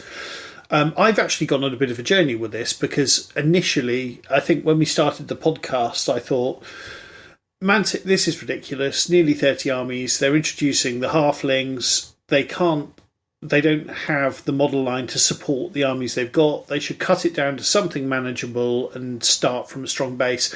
But actually, I don't necessarily agree with that anymore. People are doing hobby stuff. What's the harm? I mean, even Ratkin slaves, which everyone says, well, get rid of that. Well, it's the rules committee who are balancing the rules. Yes, it's more work, but actually Mantic make hard plastics they make the models for this army, basically. So why would you drop it, to be honest? I mean, if 5 people love this army and play it, okay, it's a small number, but do you really want to piss them off and drop it for... What was the reason we're doing that again? Yeah. I mean, the only army they really have to drop is Dry Undead. Nobody likes those. I thought you said elves, Jerry. I thought you said elves. Oh no, you got to keep something around to kill. You got to incentivize everybody else. Yes, deal with the filthy elves. We're elves, so we're the best at shooting. Oh, we're the best at magic. Obviously, we're really clever. Oh, we're very fast. We go very fast. We're great at riding a horse. Of course, we're the best. We're the lovely blonde flowing locks. Yeah. We're great at everything, Jerry, and we live forever. So it's just the absolute worst. Absolute worst. Whereas I'm with Anakin as far as the Dry Undead goes. I hate sand. It's coarse and it gets everywhere. Just get shot on them. Best acting ever. I saw that in the cinema. When he's talking about, there's that scene where he's supposed to be, oh my God, this is shocking when he gets, but I didn't just kill the men, but the women and the children. When he said that, I burst out laughing because it was just such ripe acting. Brilliant. Yes. I don't think it was necessarily what they were going for, but yes. And speaking of John Carpenter, Anakin Skywalker's in a John Carpenter film. No, which one? In the Mouth of Madness, the one with Sam Neill, I where love he goes. That one. Yes, of course. Yes, the Lovecraftian. So when he escapes the town, and there's a kid rides up on a bike, going, "Are you okay, Mister?" That's Anakin Skywalker. Wow, there you go. Oh, he peaked so early. Look at that. Yeah, he really did. That was all downhill after that. But John Carpenter, his hit rate was amazing, right? I mean, it's just, Halloween, Assault on Precinct 13, even stuff like Big Trouble in Little China. It was an amazing film, but it tanked at the box office and had terrible reviews. It did. But everybody loves it because it's amazing. But the thing tanked at the box office as well. Everyone hated it at the time, and then only later they went, oh, obviously it's a masterpiece. Everyone hated that film when it came out, and it did really badly. He went through that stage where all of his films were inexplicably unsuccessful, even though they were brilliant. Yeah, he's a bit of an auteur / legend who hates. He's like David Lynch. He hates making movies because people don't understand the stuff he did, and had a really unique vision for all of the stuff he did. These days, he just really likes playing music, just like David Lynch. He's much happier when he's just on tour with his band. That's really cool. Yeah, because of course he did all his own music and everything, didn't he? Yeah, he scored most of his films. God, some people are so talented, aren't they? It's incredible. Yeah, there you go. Shocking. There you go. And then he went. Did you know? I even like Ghost of Mars though. That was going to be, of course, it was going to be Escape from Mars, and of course it was going to have Kurt Russell in it. But then that didn't happen, and they had to change it a little bit. Yeah, I mean, I'm not surprised it didn't happen after Escape from LA, which was just terrible. It was terrible. It was terrible to the point where you can't really understand what he was getting at by making it, because it feels like a satire of Escape from New York. He literally jumps the shark. It's like, are you making fun of your own creation? Because, I can't tell. Added to which had the benefit of some of the worst CGI and effects. Totally. Yes. I mean, just appalling, that mini submarine thing that he was in. I would have got better effects on a Spectrum. Escape from New York, they knew their limitations. They knew they didn't have much money, and they did things cheaply. I mean, you watch it now, it looks a bit naff, but they get away with it. It's fine. Why do you have those? I don't know. It was a bad time. It was a very, very bad time for CGI. And my goodness, that's the early 90s. Just in a nutshell, it was a very bad time for CGI. Yes, 1990 to 1995. Terminator 2. Yeah, that one there really did. That and The Abyss. They were the only two worthwhile early 90s CGI effect things. Yeah. But I imagine those two films had an awful lot more money than David Lynch had. Oh, gotcha. Or John Carpenter. John Carpenter had, sorry, yeah. Anyway, super. So, Jerry, I think, that's our question of the month, because I getting really bad at asking, and it's our new thing is just getting one question a month. And so, Jerry, I thought very, very quickly, obviously you're on tabletop. I thought as our topic of the month, we could just have a little chat about because we haven't really on the pod talked about, your experience with gaming, what you played as a kid, how you got in, how it was you stuck around. Did you drop off like everybody else in your 20s because you were embarrassed and then come back to it later? How did you find yourself doing this for an actual job that pays the bills, etc.? So, go for it, buddy. Sure. So, I began via role-playing rather than wargaming itself. I had an older cousin in the South who played D&D, although I didn't know that at the time whenever I was a kid. But if we went to visit, he used to have a shelf full of miniatures because he played RPGs incorrectly with miniatures. And then I found out, whenever I initially seen those, I was far too young to even understand what was going on with those. So probably when I was 6 or 7, I was starting to get a handle on what the little toy soldiers were sitting on the shelf. And then he introduced me to Dungeons and Dragons. Whenever we went down during the summer, we'd play some games. And then when he went off to university, he gave me a chunk of White Dwarves. My White Dwarf collection goes back to the 30s of White Dwarf. So at that stage, it was still a hobby magazine. So RPGs and games from a whole host of companies. It didn't become a Games Workshop catalogue for like another 10 years or so. So I started playing D&D with my cousin. And then there was a little shop in Belfast and I picked up my first RPG, which was Tunnels and Trolls, which was a D&D-esque game, came out at a similar time from Flying Buffalo. Ran that, loved that. picked up Call of Cthulhu because of my love of Lovecraft. When I was sort of, I'm going to say, 9 or 10, I got that. And that was initially because it had a Scooby-Doo-like cover. If anybody's seen the original Call of Cthulhu or the second edition, it's got a guy in silhouette holding a lantern in front of a very blue-green house. It just screamed Scooby-Doo.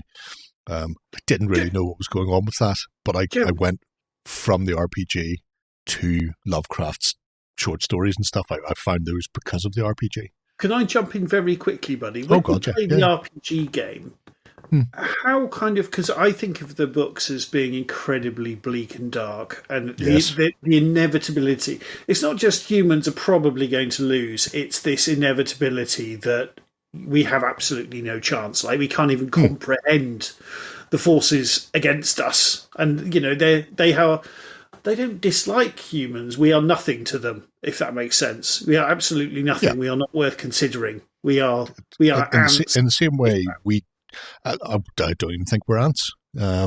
Exactly, yeah. In the same way, you don't think about the amoebas on your countertop when you clean it.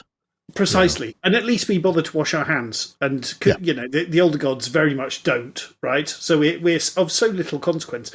So how does that play out in the game? Because obviously in a game you want agency and things like this. I mean, how does that work? Generally, you're not coming up against something horrendous. Well, that's not true. You can often come up against something horrendous. Generally, you're coming up against end of days like cultists, people who, for whatever reason, have jumped on board the mythos gravy train.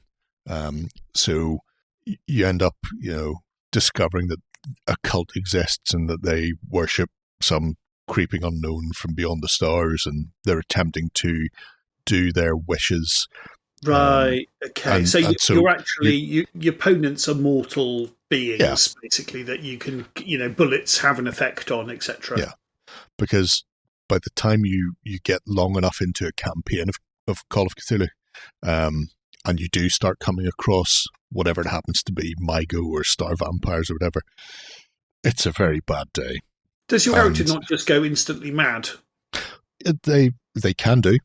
We often call it the race to San Zero, because you just go wibble, and sometimes going wibble is the best way, or just eat a bullet, get out before the bad times happen, and you can have a lot of fun with that, because it's having to deal with the crushing inevitability that no matter what you do, it's futile. Is what I like about Cthulhu, because you've got the mystery side of things, and you can do the investigation and everything else, but it's how you cope, how your humanity survives, knowing the futility of what's going on, especially if you fail. Yeah. So I mean, to me, this is absolutely the essence of Lovecraft, right? This is what it is. It's yes, our very, very fragile sanity. Because I think his dad was a traveling. Lovecraft's dad was a traveling salesman who had a lot of affairs, and I think at some point he contracted syphilis, which drove him mad. And so I think Lovecraft had a very strange relationship with. He had a really weird one, and then his I think it was his maternal grandfather that he spent a lot of time with, because his dad was away and wasn't making much money or whatever, so him and his mother had to move in with his grandfather, and he was a weird old sod, which is probably where he got a lot of his nastier sort of... And they were from old money, I think, as well, weren't they? But he'd hit on hard times. But also Lovecraft, maybe I'm wrong about... I may very well be wrong about this, Jerry, but he's racist, right? I mean, he is a racist, right? Even by the standards of the time, not comparing it today, he was racist. To me, and I'm no expert, but he strikes me as quite a pitiable, sort of pathetic character. Do you know what I mean? Rather than being sort of like aggressively racist, he just strikes me as just like quite a pathetic, scared, like an absolutely terrified person, you know? The thing is, I would have to double check this, so don't take this as 100% gospel. I think the woman he ended up marrying, or certainly they were partners. He was married to a Jewish lady. Yes. Yes, So yes. that is what I was going to say. So despite this whole anti-Semitism that I think he got from his grandfather, he ended up marrying a Jewish lady, but then ended up not being able to actually form any sort of meaningful relationship with her, and ended up going elsewhere to try and make a living. And so he was constantly sort of sending letters home, and she was somewhere entirely separate before he, that whole relationship broke down. Just incapable of forming a long-term relationship with somebody, a meaningful connection. Yeah. Fascinating. It's strange old fruit. And of course, he wasn't at all successful in his life, No. and he never really made any money. He was constantly poor. I think he was just surviving off green beans, and even for the time, earning very, very little money for his works. Yes. Yeah.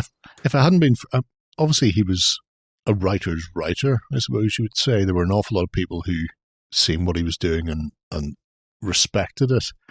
But it was after he died that a group of them got together and decided that they needed to sort of catalogue his work, put it all together and sort of preserve it. So the likes of August Derleth and people like that, if it hadn't been for them, he probably would have passed into obscurity completely, without people actually going, this is something that should be taken on board and sort of preserved. And that group of people as well, obviously the authors who added to a lot of the mythos, as far as the RPG goes, it's not all 100% based on Lovecraft's work. There's a whole host of people who all fed into this because he was an editor for Strange Tales magazine, something like that. A pulp magazine where people would send letters in or would read his short stories and then write short stories based on concepts that they'd taken out of that. So it became more an amalgam of multiple people writing, and then the mythos was collected afterwards. It was never a coherent tome that just contained everything. I think a lot of people think of Cthulhu mythos as being one man's vision, but it wasn't. It was a lot of people sort of chipping in, and then after he passed away, more people chipping in, and obviously had a massive effect on John Carpenter and Stephen King and people like that, based on some of their work. The overarching ideas, I think, are much better than the actual works in most cases, like the actual individual stories. Yeah.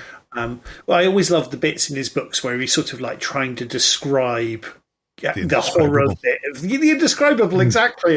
He's sort of reaching of, I wish I could confer to you, dear reader, just how terrible this, and then I'm mad. I go mad. Yeah, that's why we have a standard operating procedure in Call of Cthulhu. Certainly within my groups that I play in, either as a GM or as a player, and that's when things go bad. You nail all the doors and windows shut and set fire to the building. And depending on how bad it is, you may or may not do that from the outside. But that is the SOP when things have gone really badly wrong. You just go, well, time to leave.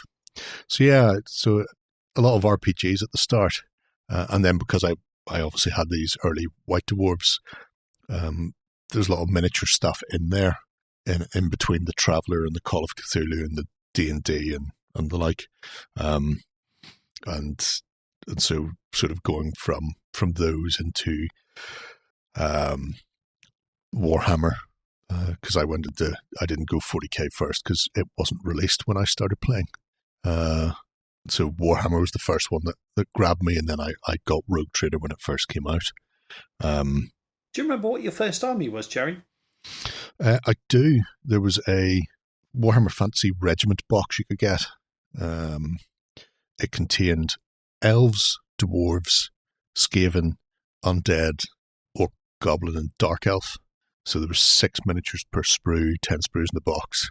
So you couldn't really form a an army. You just got lots of small regiments. So my first army was Dwarf and Elf, an alliance, and then my brother got, and I also used the Dark Elves as more elves. I just painted them all green.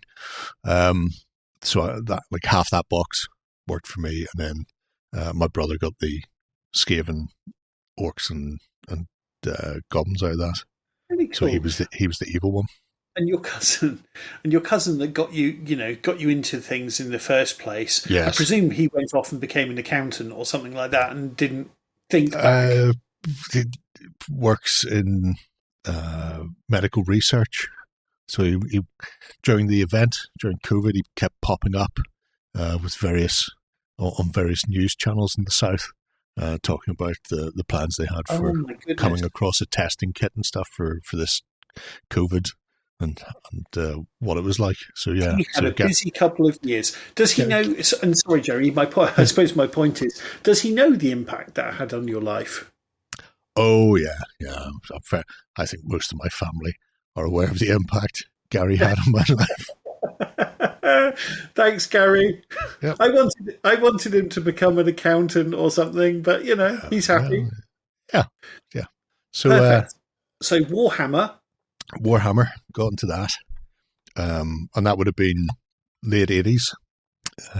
Warhammer, and then 40k when they came, and then in the early 90s, I would have mostly been playing with my brother, who more or less gave up wargaming. But in the early 90s, whenever I went off to secondary school, they had an RPG club there, and also had a history teacher who had a copy of Wargames Illustrated, because he was a Napoleonic wargamer. And that sort of fascinated me, the historic side of gaming. Although I never got into Napoleonics. Watching things like Sharp, was that? Oh no, Sharp didn't come along for many years. Oh, okay. No, this would be 1990. So I think it was probably a few years out before Sharp even came along, with good old Sean Bean. No, I remember coming into his class early one day, and it was sitting on his desk, and then we got chatting about it, and it was fascinating. I started picking up copies of Wargames Illustrated, and to this day, I've still, despite having bought bits and pieces for Napoleonics, I've never really found a game. I've played a lot, haven't found one I like, but I did at that stage start to get into historics more from the point of view of ancients. Really, I absolutely love Greeks, Peloponnesian War, and the Greek and Persian Wars, the sort of 600 to 300 BC sort of affair, late Bronze Age. Those wars fascinated me. That style of warfare, which is probably why I like fantasy more than sci-fi. The massed rank and file, sort of clashing and grinding it out, is much more interesting than the 30 men firing guns and then, exploding tanks, which is a bit more World War II-esque, I suppose. And sorry, Jerry, you mentioned obviously Napoleonics without coming back to it too deeply. Was it Joseph McCulloch, I think, came up with a recent, I forgot the name of it now, there was a recent, I've got the rule book, there's the Silver Bayonet. Silver Bayonet, yeah, did you give that a try? Yeah, I've got most of the books for that. It's very fantasy. So it's something has happened, and the Harvesters, they're called, which are some sort of undead thing, has started resurrecting bodies during the Napoleonic Wars. So you have all the Napoleonic armies dealing with these sort of almost Night Stalker-like incursions. You wake up in the middle of the night and there's a black dog, some scarecrows, and a vampire kicking around, and you have to deal with those. It's quite a decent system. It's for people who want to paint something a bit Sharp-esque, play a game, but don't want to paint 300 to 400 figures for a Napoleonic war game. It's probably the best way of doing it. Scratch that itch. Just get it in, getting whatever it is, 8 figures, I think, is the maximum you can have for a unit. So if you want to paint sharp, you can do that. You can have your riflemen, you can have your hussars, your Russian cavalry or priests or supernatural hunters or whatever it happens to be. And it also has a solo mode as well. So, and best of all, unlike Frostgrave and Stargrave, it works off D10 rather than 1D20. So it's not the world's swingiest game. Swingy, so swingy. It's so frustrating, isn't it? It can be. I think to me it's frustrating. It grinds my gears, chaps my ass, as the Americans would say. There was a video went out. We played a Stargrave scenario that I'd sort of cobbled together on the channel a couple of weeks ago, and I rolled 3 20s in a row. Critical success, critical success, critical success. I was like, that's weird. That's not going to happen again. And then the rest of the game, it was like, somebody trying to fight their way out of a wet paper bag. It was just pathetic. And that's yeah. D20s are not the game, or not the die for me. No, not me. But the Silver Bayonet uses 2D10 instead. Very similar system, but 2D10. The difference is one die is a physical die and one die is your equipment dice. So if you sort of critically fail on your equipment, you can damage it. So there's a bit more granularity to it. But yeah, it's a nice game. And the add-on books they're doing for it are really fun as well, because it's not just Joe writing them. So Ash Barker, Guerrilla Miniature Games, from YouTube. He's Canadian. He wrote a whole book about the frozen north, the Canadian wilderness. Somebody from Italy has just written a book about Italy.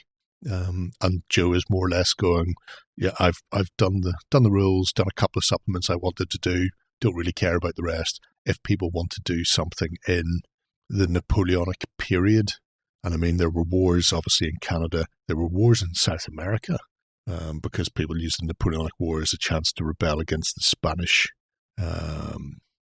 colonial powers. So Peru and stuff like that all had these rebellions there. So this would be amazing for me, because I'm currently doing some Mythic Americas stuff, which I very much recommend, dear listener, because Warlord have recently dropped it. And it's the Antares rule set, which is my favourite rule set. And yes, it's good time. So I've got lots of models to do this kind of thing. Mythic America stuff was lovely. Miniatures were a bit big for me, because I have some of the Indians, and their leg spread, shall we say, meant that they very rarely stood on a 25mm base. They almost overhung everything. Now, yes. They were legs akimbo. Yes. I've put them on 32mm, which I'm not used to. It's mind-blowing stuff. But actually, it gives me a little bit more real estate for doing making nice bases for them. So no, I'm very much enjoying it. So I'm doing a couple of guys at Quest Hub are playing it with me. So we managed to get a couple of the starter boxes pretty cheap. I think we paid €50 in store to get a starter army, and which is about 4 or 5 units for there's a hero, a couple of troops of infantry, some kind of big gribbly monsters. So it's a really nice box. So yes, so I'm playing as the Inca. And they're nice models. I painted some today. I'm also 3D printing some, I searched My Minis factory for kind of lizardman temples and found some really lovely STLs for $12 for a massive, lots of varied, really lovely ones. So yes, I'm excited about this. And there's cool kind of vampire, bats, like giant vampire bats. There's zombies and I'm into it. It's really great, and they're lovely metal models to paint. I also got a box this weekend of Warlord Atlantic. No, sorry, not Warlord Atlantic. What's it called? War Games Atlantic. That's it. Thanks, buddy. Of their Aztec warriors. And they scale wise, they're also a little bit big, so they're perfect. Probably not coincidence. They fit nicely together. I'm having a lovely old time. So, yes, very much looking forward to playing that. And if there was a supplement to play kind of horror skirmish game, I would definitely go for that. I mean, it wouldn't be difficult to add. War Games Atlantic have a really nice range of additional Aztec bits and pieces in their STL stuff on their digital. Oh, nice! I didn't look at that. which is fully compatible with their plastics. So if Really you cool. want some more Jaguar Warriors and stuff like that, you can do this thing. That's really cool.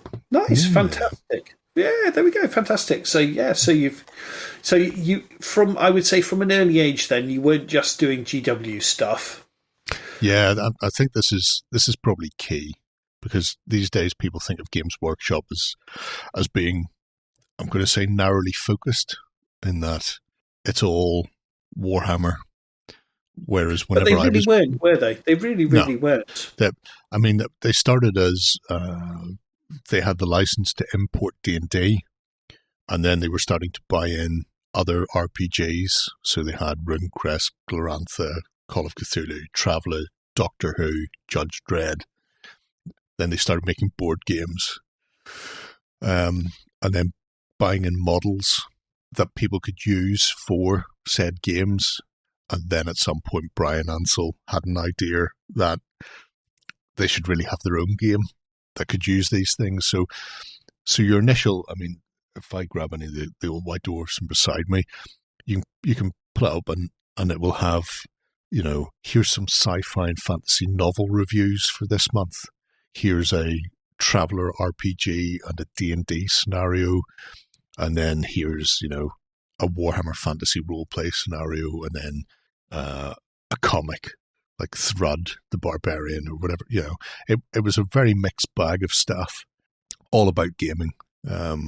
Which there's not many gaming magazines out there these days that cover everything, because so many of them are focused on specific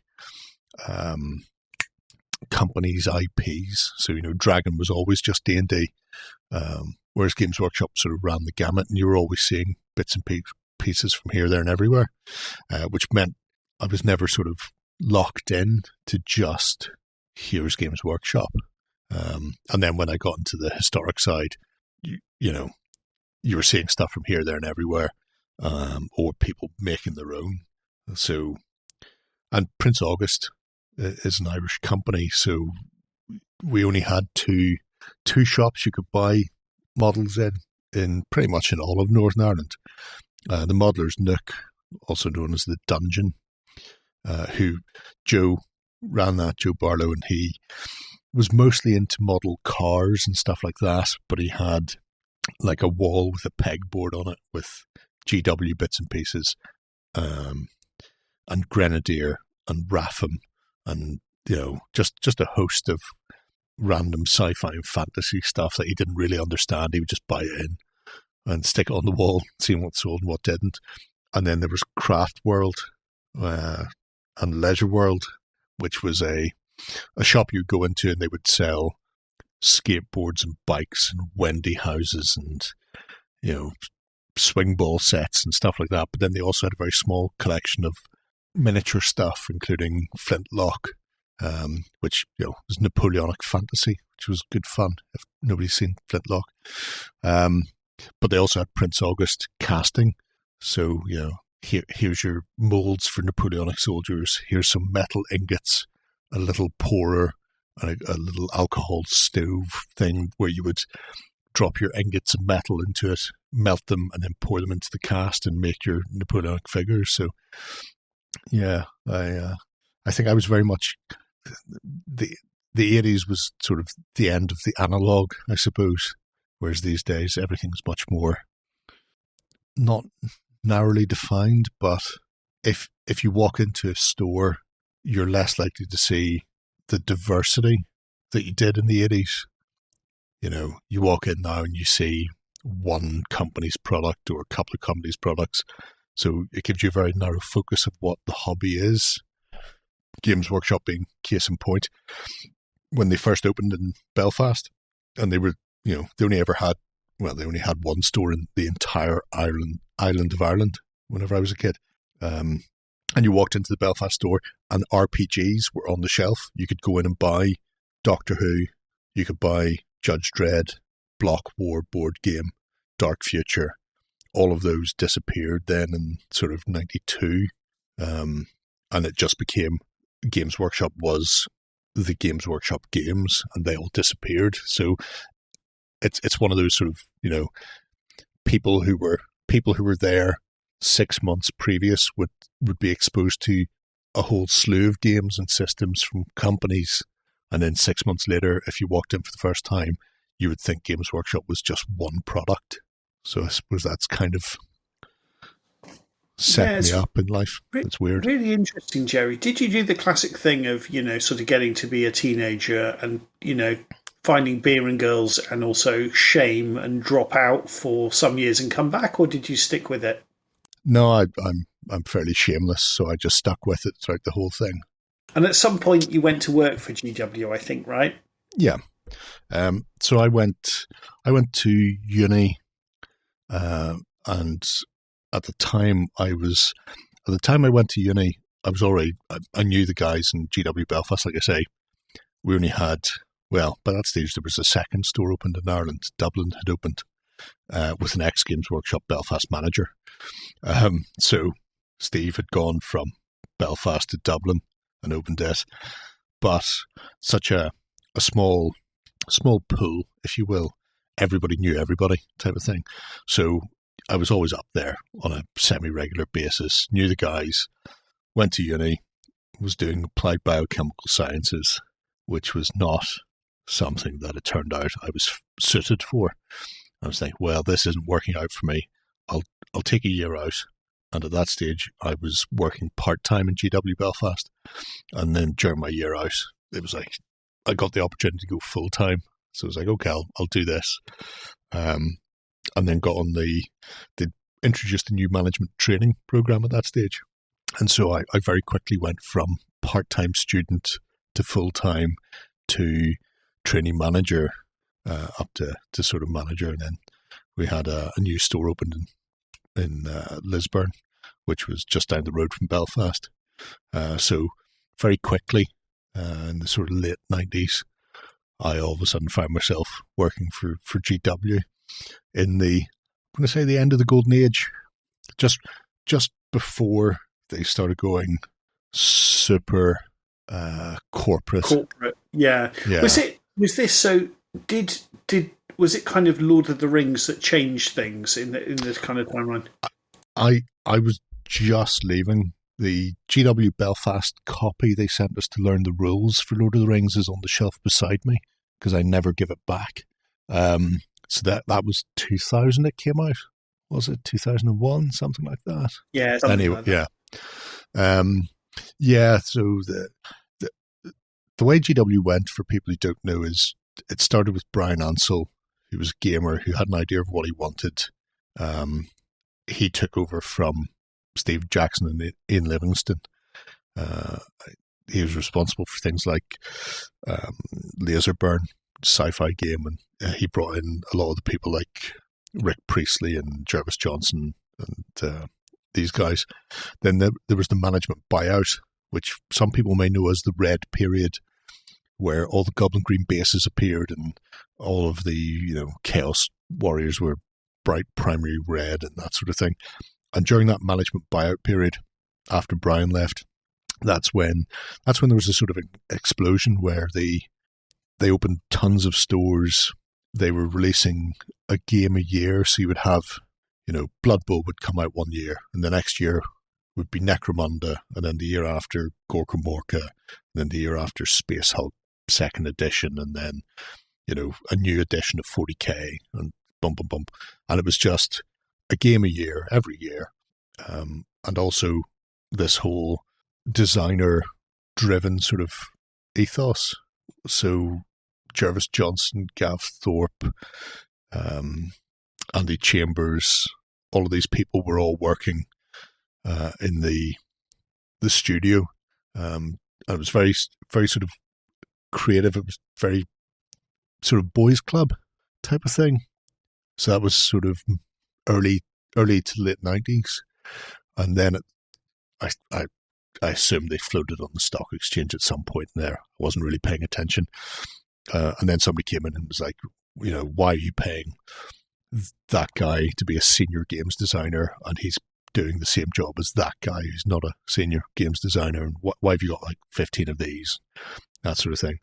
Rick Priestley had a really interesting comment about it where somebody had seen the profit margins on the Land Raider, and the Land Raider as a kit came out, it was like £20 or £25. I think it was £20 originally and then went up to 25. But the profit margins on that was far and above like a box of Marines. And they went to Rick Priestley, why are you not doing this for fantasy? We need you to do the equivalent of a Land Raider for fantasy. And that's why monsters stopped being on 40 or 50 mil square bases, and all of a sudden we're on 100 by 75s or something. You know, the base size got massively bigger, because if they could sell a monster kit that was on 3 sprues, they made far more money off that than the previous iteration in metal on a smaller base. And that's when Rick more or less went, I need to be out of here. And that's when a lot of the smaller companies started. So that's your gauge. Warlord, Mantic, the Perrys, Rick Priestley, all left / got shit canned by GW at the same time. They were all told it's time for you to go. So were they, Jerry? So were they kind of? So this is the point where kind of professional business people came into GW, right? Yes. Were they just kind of a bunch of nerds who didn't really have an interest in business, who got basically pushed out to make the company more kind of corporate and more focused on sales and that kind of thing? Is that basically what happened? Yes. Yeah, no, that's pretty much it. The hedge funds and the CEOs and the like came in, invested heavily, and looked at, why are they couldn't understand things like, why are you selling let's pick somebody, Commissar Yarrick, pick him out of the air for no reason. He's only selling X% compared to this. And you go, well, that's because he's a named special character and you only have one of them in that army. And they couldn't work out why miniatures that weren't selling well enough were still on the shelf, because they couldn't contemplate, or they couldn't work out why games were requiring miniatures that would only be sold in limited amounts. And for some people it was a case of our time is at an end, almost. And there's interviews out there with various people who talk about this. The idea behind producing figures required for a game to make the game work is great. But then when somebody comes in and goes, here's a cost analysis, you need to sell more Krakens, because Krakens will make us more money than Spearmen. And you need to stop selling wizards, because we only sell one wizard for every 15 spearmen, but Krakens sell, less, but are worth more. So you need to change the rules for these things so that they're better, they sell more, they're more cost effective, and then just remove those, just get those out the window. And that was, there was a CEO called Mark Wells. I don't know if he's, I'm pretty sure he's long gone. But my defining remembering quote from him is, I don't know why people buy our games. But he'd come in from somewhere like Boots and was, he's going to make money for investors. So that's how these things are run. Yeah, and you have to say, from that perspective, they've been unbelievably successful since then. I mean, like beyond wildest dreams, and probably they'd say more people are playing tabletop games than ever. But I don't know. I think they may not say that, because you have to. If nobody's ever read GW's shareholder prospectus, they should, because the Games Workshop prospectus states what Games Workshop is, and it's nothing to do with games. The Games it's a Workshop company, right? The Games Workshop hobby is buying Games Workshop models. The game is secondary. It's just there to encourage people to buy more models. It's to drive sales. Yeah. It's to encourage people to buy more models. But they're not a games company that makes models. They're a models company that makes games. That has games as secondary, and that's part and parcel of why some people play older editions of Warhammer and Warhammer 40k, because the games were more solid because they were written by games developers who weren't looking at a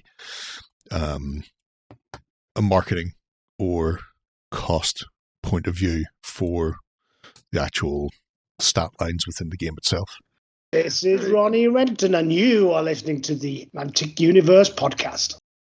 So just looking at this article on Reuters, it looks like Mark Wells stepped down as CEO 12 years ago. 12 years? Oh, he hung on rightly, didn't he, the bastard? And then, perfect. And then, so Jerry, so you carried on. So what did you? So you left GW. You left GW. Was that just to get a quote unquote proper job, or what was the? Yeah, I went into the civil service. Oh, interesting. Yeah, I joined the civil services in the child support agency.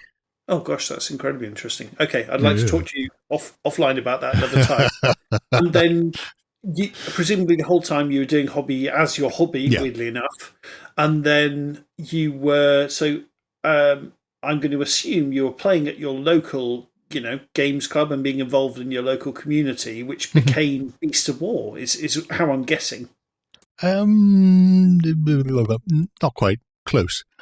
So still playing away.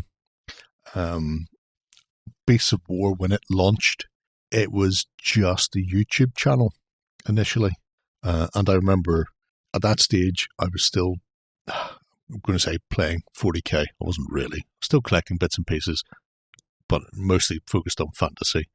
And all of a sudden, here was a bunch of guys from Northern Ireland with a similar accent, doing this stuff on the YouTube. Which was, very much the coming thing at the time.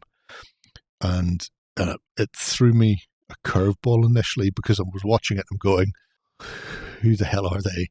There's no advertising, because at that stage I don't think I was running ad blockers on everything. So it was just them, no ads, no sales, watching them do some videos, talking about toys, all X, Y, and Z. They launched the website. And I was following those for years, and they started running boot camps where a company would release a new game or a new edition or whatever, and would have a limited space, essentially 20 slots where people could buy a ticket. There was a B&B nearby that they would book out in its entirety. So these 20 tickets would be for a weekend, like a tournament weekend. But you'd have your accommodation block booked en masse, and the company would be there. Often the games designer would be there. So Bold Action had Alessio Cavatore. Ronnie Renton was over for The Walking Dead, things like that. Or Carlos was over Bostria from Corvus Belli for Infinity when N2 launched. So I went to a few of these boot camps because they were local. So, well, I say local, an hour and a half up the coast. But compared to other people, I wasn't having to fly in. So I started going to a couple of those, and then I was, talking to the guys because they would always film over the weekend. And the first one I went to was an Infinity boot camp, and it happened that there was only two people picked one of the factions called Yu Ching, and the other person who'd picked them didn't show up. Something had happened; they'd had to cancel.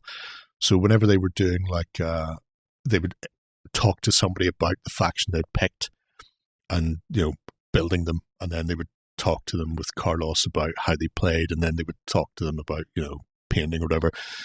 But it meant every time they were talking to somebody about a faction, they would talk to a different Pano player or a different Ariadne player.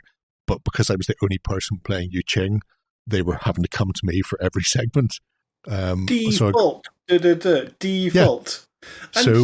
Sorry to interrupt, Harry. Sorry. So what was kind of the advantage that Beast of War had? Was it they had really good video facilities for recording video and this kind of an expertise?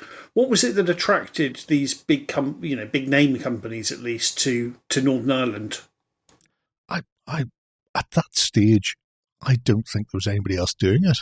I don't even think there was anybody else doing it worldwide 15 years ago. Yeah, because it would have been at least 15 years ago, if not slightly longer now. A company that you could go to, you could film battle reports, interviews, discussions, paint tutorials. They did all of the editing and after effects on the videos as well, because that's Warren and Lloyd's background is in advertising and programming, that sort of thing. So they literally they built the platform and then did all of the frippery. And it probably came with several 100,000 or, a certain 50,000 or something viewers built in, right, that followed them on YouTube, or who knows. I'm making the numbers up. But I have no idea where the numbers. I know at one stage because we're only at like 100,000 odd subscribers these days on YouTube. They were close to 40,000, and then YouTube deleted their channel for reasons that nobody has been able to explain, even YouTube. And then it was like, can we have it back? Oh, yeah, we'll put it all back. It's like, where's all our videos? Oh, no, they're all gone. Seriously? Yeah. So there are just stacks of hard drives these days with all of the raw footage from stuff because they don't delete things in case YouTube nuke the world again. That's terrible. Yeah, but yeah, that was before I landed. So I'd go to these boot camps, and then they had a games club that met on a Sunday. At that stage, I was working in retail. I'd left the civil service because child support's a shit job, and I got a job in Sainsbury's. I was a manager, and so I was working Monday. Well, wasn't working Monday to Saturday. Monday to Saturday were the days I could work. I was always off on a Sunday. Hey, Jerry, when you had your interview, you could have gone, and I finished a management training program. Hey? Oh, dear. That is shocking. I'm saying nothing. Sorry. You had your Sundays. Carry on. I had my Sundays. And because they were open on a Sunday for the Causeway Giants gaming club, it meant I was always free to go down. So I just started going down. I was always active in the community for Beast of War anyway, so chatting and commenting on videos and chatting away with other monkeys in the community. And then they got to know me from the boot camps and then from the games. And at one point, they offered me a job. And I went, yeah, no, you're okay. And then a couple of years later, Sainsbury's decided to do some restructuring. And they decided to offer redundancy to about 2/3 of the management. And I went, you know what, I'll take that, which I don't think they were expecting so many managers in Northern Ireland to take the redundancy, but we did. And Warren offered me a position again. I was like, you know what, I'm currently not working. Fuck all has to do with my life. Sorry about the swearing. I'll do this. So that was 6-7 years ago. The event blurs things because it doesn't really count, but technically the event was 5 years ago. So yeah, about 6.5 years ago, I left Sainsbury's and joined on Tabletop as somebody who theoretically knows about tiny fighting men. And then they just started. Actually, I tell you a lie. There was a blurred line in between where occasionally I would pop in on a Thursday. They filmed the Weekender shows on a Thursday, and while I was still working in Sainsbury's, if I happened to have a Thursday off, I would go in and sit in as sort of a guest on their Weekender chat shows, and I'd been doing that ad hoc for a year, so maybe like 4 or 5 times I'd sort of popped in to sit in as a guest on that, and then they offered me the job after. So I'd gone from appearing on boot camps to appearing in the Weekender chat show to all of a sudden just sort of being a member of the staff, the crew. What are we? I don't know. Amazing. I don't want to call myself an influencer because that's pretentious as fuck. Sorry. Yes. Yeah. Sure, no problem. And so, do you also have to do? How have you found? Do you also have to do sort of the technical stuff behind the scenes as well? Do you end up sort of doing production stuff? No, because I'm old and terrible at it. Hooray! So several of the guys do editing and do the After Effects and all the rest. I can just about set the cameras up and mic people up without it breaking. But they have discovered that I like talking. So it sort of ended up where if we have to interview somebody, I'll end up being the one that interviews them, whether that's in the studio or that sort of thing. Yeah, but I mean, it's like anything. To getting people talking and relaxed, and you're very good at it. The key is to actually be interested, and because there's very few games that I'm not interested in, even if I don't play them. So if you're talking to a games designer, just the idea, the mechanics, how they got to that point is fascinating. And also, before I talk to anybody, I'll sit down and research the ever-living shit out of it. So, you're going, well, we're going to be talking to such and such about whatever. And it's like, okay, let's go off and find out about whoever that person is. What have they done in the past? Where's that come from? What's this about? Is it a particular game system? Is it something that's attached to an IP? Do all the legwork first. Because there's nothing worse than sitting down and going, and I've seen this, where somebody just sits down with another person and goes, so you're here to talk about your new game. Tell us all about it. And then they just sit there for 15 minutes or whatever, 20 minutes, and wait for the person just to say whatever they want to say. Right. And I absolutely hate that. I don't want to listen to a sales pitch, a one-way sales pitch. I'd much rather have a conversation with somebody. So by hook or by crook, it's kind of, I've become the default face for interviewing. Face and voice. Face there's for no reading. value if you just get if you just get someone to turn up and do their sales pitch. There's no value added there, is there? So as a gamer, you want to watch, and one of the reasons on tabletop is great is you are a gamer, Jerry. So when people turn up and you go, you ask the kind of questions we would, as the viewer, would want to ask, which is exactly what you want, right? Yeah, I mean that's the ideal, that's the hope, and sometimes you get to do some really interesting things, because I certainly never thought X number of years ago, even whenever I was in Games Workshop, I got into Warhammer Historical tangentially. Warhammer Historical was a subset. It was essentially the Perrys and Jervis Johnson and Rick Priestley. They were all fans of historical gaming. And somebody at that stage, it was before everything had gone super corporate, and somebody went, well, they want to do this, let them do it.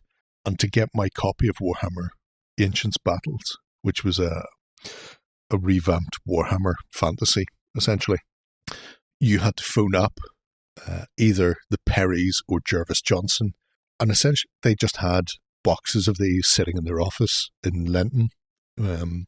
So even as a GW employee, phoning up and going, hello, can I speak to Jervis Johnson? Or, well, actually, we got the direct line number because we had that. And going, Jervis, I'm after a copy of Warhammer Ancients. And then having a chat with him on the phone for 5 minutes, just, shooting the shit, essentially. That was great. But I never imagined I would ever speak to any of them before I'd joined. And even when I was working for GW, even at things like manager meetings or whatever, they generally kept the managers and the retail staff away from the studio, with the exception of a tour to just, don't prod the animals kind of in a zoo style. But then subsequently, because Beasts of War are on tabletop these days, are the media partners for the UK Games Expo. They do live streams there and they have a studio there. And so last year I got to sit down with Gary Gygax's son, Luke. And this had been arranged. It was going to be like I think it was initially penciled in as a 10-minute interview. And Luke's going, 10 minutes seems short. And I'm going, don't worry, it'll be at least 20. And then it turned into sort of half an hour, and I could see people edging into my eye line every now and again, desperately signaling with their hands to tell me to wind it up, going, stop it. But the fact I got to chat to Luke Gygax for half an hour was fantastic. Then getting to sit down on the sofa with him and Ian Livingston was great. And that, I mean, it's like kid in a candy store kind of thing. Funny enough, Jerry, I never would have thought of. I was going to ask, actually, is there anyone you've interviewed or you've had on that you kind of, I don't want to say intimidated, but kind of like, there must have been times in your career like this where you're like, I can't believe I'm being paid to talk to this, hero of mine, or, this huge name or something like this, I'll give you one of each. So Peter Dennis does the illustrations for War Games Atlantic. He does a lot of the box illustrations for them and for the Perrys and all sorts. Anybody who's ever picked up an Osprey book has pretty much seen Peter Dennis's illustrations. Beautiful. He has a love of wargaming as well. He has a website and a Facebook group called Peter's Paper Boys, where he does 2D flats, essentially. You print out your army, you cut out the things and fold them over, and then you have your units, your regiments. So if you want to do historics with kids, it's a great way of doing it. All you need is a colour printer and some scissors and a Pritt stick, glue just to glue them down. And I chat to him for Bold Action 3rd edition, and the editor cut it down to like a 10-minute thing, because I talked to him about 10 minutes about the artwork he'd done for Warlord for Bold Action 3rd, because it more or less went, there was only really the front cover was the new piece, everything else they'd taken from old at work, and we had a bit of a chat about what goes into designing and illustrating and blah, blah, blah. And then I spent about 20 minutes talking to him about wargaming and stuff, that the editor was going, this has nothing to do with Warlord or Bold Action 3rd. And I'm going, yeah, but it's really interesting. So we ended up sticking that out separately, sort of for our backstagers, the Cult of Games, sort of people that other half of the interview didn't go out to the public. But even after we'd finished chatting, and then I'd hit stop, and then we went on and had a longer talk about things like wargaming on TV, and probably won't. Edward Woodward, the Equalizer. He was a big fan of wargaming. He had his own TV show where he had Peter Gilder and people like this, old alumni of historic wargaming, and it was called A Game of War. And he essentially got to sit there in like a leather chair and narrate a battle that was happening, and then behind it they would have these wargamers who've written, like some of the main war games from the 70s and 80s would then play out the battle behind them. So like they'd be talking about Gettysburg, Cemetery Ridge or whatever, and they would have this board set out, and it was very dry. It's absolutely amazing. It's on YouTube. If people have never seen it, you should go and find it. It was never going to be a commercial success. I think he got it made because he was Edward Woodward, and you don't say no to the Equalizer. So these sort of games were kicking around on TV, and there was one, like an attempt to put war games in front of a generic audience with Angela Rippon on Channel 4 in the 90s. And again, it was another historical one, but there was a gamer called Paddy Griffith who was essentially the umpire for those. And it turns out Peter's a big, Paddy's passed now, but he was a really close friend of Peter, and we got talking about this, and he was saying if you'd met Peter at a gaming convention or in the street, he was wearing jeans, he was wearing like a metal t-shirt, he was just a regular guy, but Channel 4 wanted to have this very stodgy image of what a wargamer was, and they made him wear like a cardigan in all of the episodes, and he absolutely hated it. No. Okay. Again, it's on YouTube as well. If you look for, oh no, that one was called A Game of War. What was Edward Woodward's game called? It doesn't matter. Anyway, So Paddy really resented being on TV and being made look like a stereotypical boring cardigan-wearing wargamer, which is not what he was.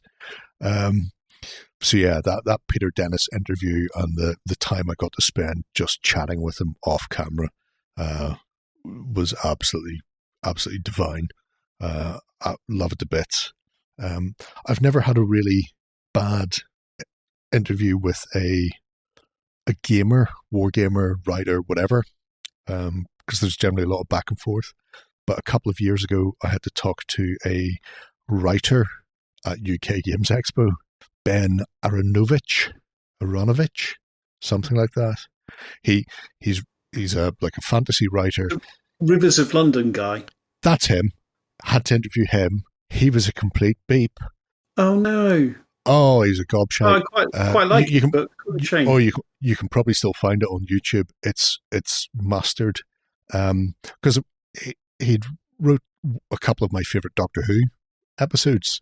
And so I started off by talking about that and going, this is all great. I love all of this. And then started getting to the Rivers of London stuff. And it was like pulling teeth talking to him. And he spent a lot of time trying to make me look like a complete beep. A complete see you next Tuesday. So I was saying things like you've done your research. You're kind of praising him and showing your enthusiasm. Oh, I enjoyed the Doctor Who episodes you did. You'd think that would lead into a nice interview, like positivity. So what a shame. No, he was particularly bad because I would say things like, so you're on a panel. Is that with anybody else interested? And I was going, well, if it wasn't with anybody else, it wouldn't be a panel then, would it? And you're going, okay, great. And thanks for helping me out here, Yeah. And the whole purpose was because we didn't arrange this interview. This was arranged by UKGE to promote him and his panel he was doing. So I'm going, okay, so if people want to see the panel, are there still tickets available? I don't know. Right. And where is it? People just bring me to places. I don't know when. Do you know when it is? Nope. They just make sure I get there on time. Okay, so you don't know where it is, when it is, if there are tickets available. This is a great way of selling yourself. He was just a dipshit. So I've never had a bad interview with somebody from the hobby. I guess he saw it as an obligation, and people had kind of made sure he turned up on time, and he'd obviously not prepared, and and he wasn't nice about it. So what a shame, Jerry. There you go. Well, I'm not worried about him because I have a book from Terry Pratchett signed to Jerry. Thanks for giving me all my ideas. So Ben can be as arsey as he likes. Did Terry Pratchett honestly give you that? He did. Well, he was doing a book signing, and they came down the line with Post-it notes and went, to speed things up. What's your name, or who do you want the book inscribed to, or whatever? And it's like, do you want anything written with it? And so they were doing this, and then they would stick the Post-it note on the inside of the book. So he would open the book, read the Post-it, and then just write whatever was on the Post-it again to keep the line moving.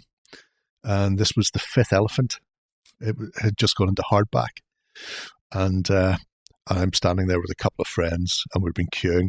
I was still working in GW at that stage, so he was doing the book signing at the other end of the shopping centre. Games Workshop Belfast was in. So I just went, I'm going out for a while to get a book signed. I'll be back. Pretty convenient. Yeah. Yep. And that queue was long, and they came to me, and it was just like, just put down Jerry, thanks. And they stuck the Post-it note with Jerry on it, walked off to the next person, and then I took a pen out of my pocket and wrote, to Jerry, and then underneath, thanks for giving me all my ideas. and got to Terry Pratchett, put the book down in front of me, flipped it open, read it, stopped, read it again, laughed, looked up at me and went, so you give me all my ideas, did you? Well, Terry, I like to think they just sleeted through the ether between you and me. We weren't aware of it, but yeah, it was coming. And he went, fair enough, and went ahead and wrote it. So I'm going, you legend. So yeah. Compared to Ben. Incredible. Yeah, but just being a little bit nice to people just goes, Yeah. What a memory. Amazing. Super, Jerry. And do you foresee any kind of changes to, are they going to shake things up on the tabletop? Is it, do you see it going? Who knows? Well, I partly know. They're constantly trying to come up with things. For people who know that On Tabletop exists, they may be aware that Wayland Games bought them just before the event. So I wanted to ask you about this because you had a kind of a web store where you could buy models, and then I think I went on it once and it sent you to Wayland Games or something like that. And I wanted to ask you about this earlier, and I couldn't remember the name of Wayland Games, so I just stayed quiet. So just before the event, Lloyd and Warren sold On Tabletop to Wayland. I'm not privy to any of the background of this. But essentially, Wayland have War Cradle Studios, so they're obviously a massive retailer for just games. But they also make Wild West Exodus, I think it is, and a Wild couple West of other, Exodus and a couple more properties. Dystopian Wars, Mythos they bought from Paranoid Games. Oh, Mythos! I got some stuff when it was Paranoid Games. It looks really cool. It's Lovecraftian. It looks really cool. Yeah. I still haven't played it, but I've got some models somewhere. So the plan for that is they want to, as a complete aside, so Mythos was a skirmish based on Lovecraft stuff, skirmish game where weird shit would happen on the table. Yeah. It was its own little thing, but because they have Wild West Exodus, and then they bought Dystopian Wars, which is a steampunk ship combat game. Either bought it off the administrator. I think it was Spartan Games. Don't hold me to that. It was Spartan Games, yeah. Okay. Yeah. So they've started to construct a world. So it's called the Dystopian Age. So Dystopian Wars and Wild West Exodus happens at the same time. So Wild West Exodus is the skirmish game that happens within the Dystopian Age. So Dystopian Wars and then Armored Clash that came out at the end of last year, which is the land warfare game. This is all one thing. Mythos, the plan is it won't be released as a separate game. Well, it will be released as a separate game. I'm explaining this badly. Mythos will exist within the Dystopian Age, so you could potentially then take your Wild West Exodus gang of Union or Enlightened or gunfighters or whatever, or Native American werewolves, and play them against your Innsmouth Harbour type people. So they're going to, I'm going to say, push Mythos back, so it won't be 1920s. It's like the late 1800s for the Dystopian Age. But essentially, they want to construct a world where their games all inhabit the same space and time. So if you just want to play Mythos, you can just play Mythos. If you want to play Wild West Exodus, you can just play that. If you want to cross-populate in some way, you can do that as well. But yeah, so Rich and Stu, who are the guys who are responsible for Wayland, they're gamers. They decided they wanted to have games of their own. So they have War Cradle Studios within that.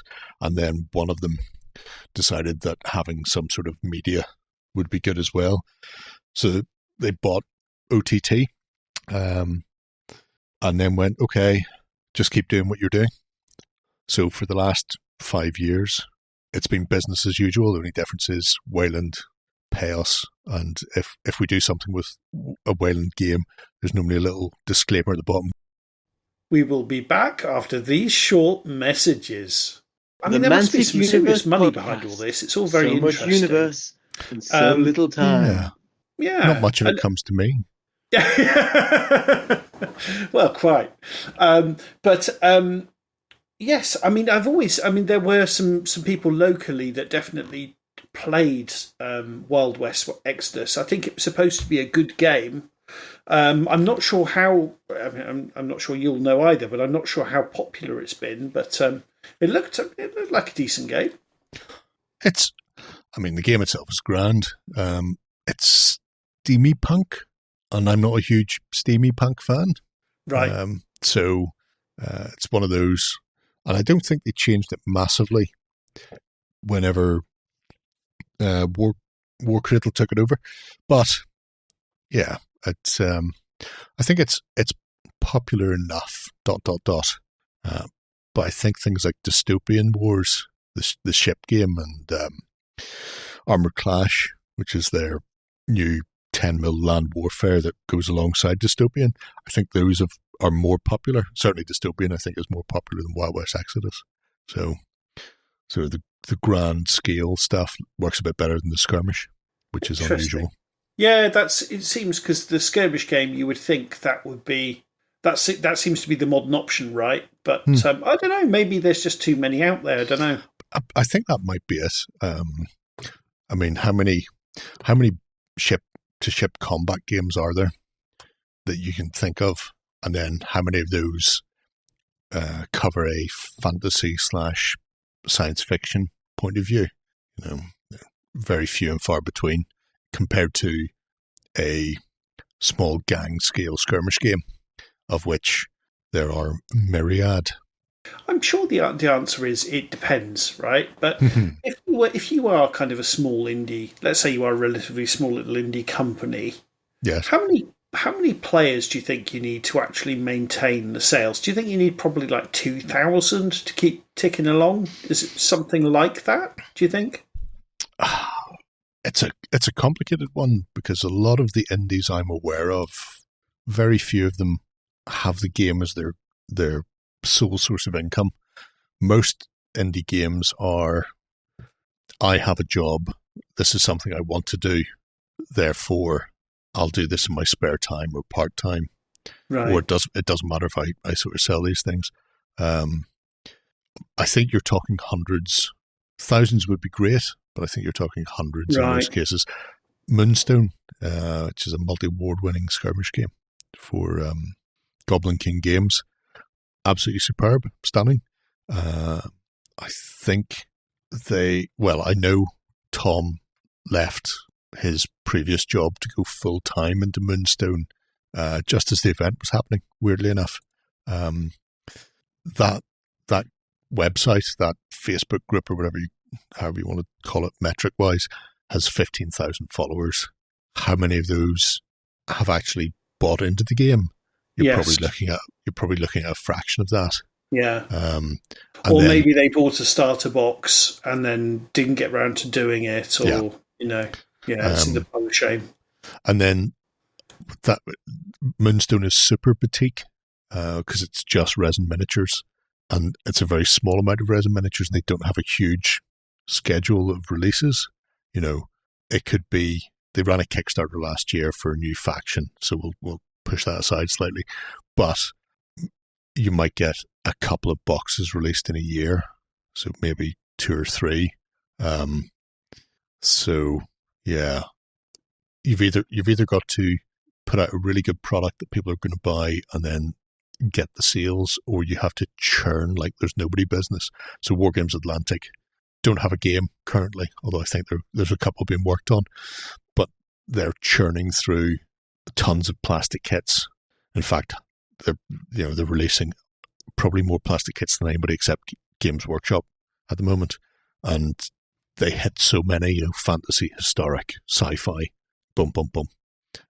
It means that they don't need to worry about having a large community of historical followers or large sci-fi or large fantasy fan base, because there's so much stuff coming that they can sustain themselves off the lots of little hits type of thing.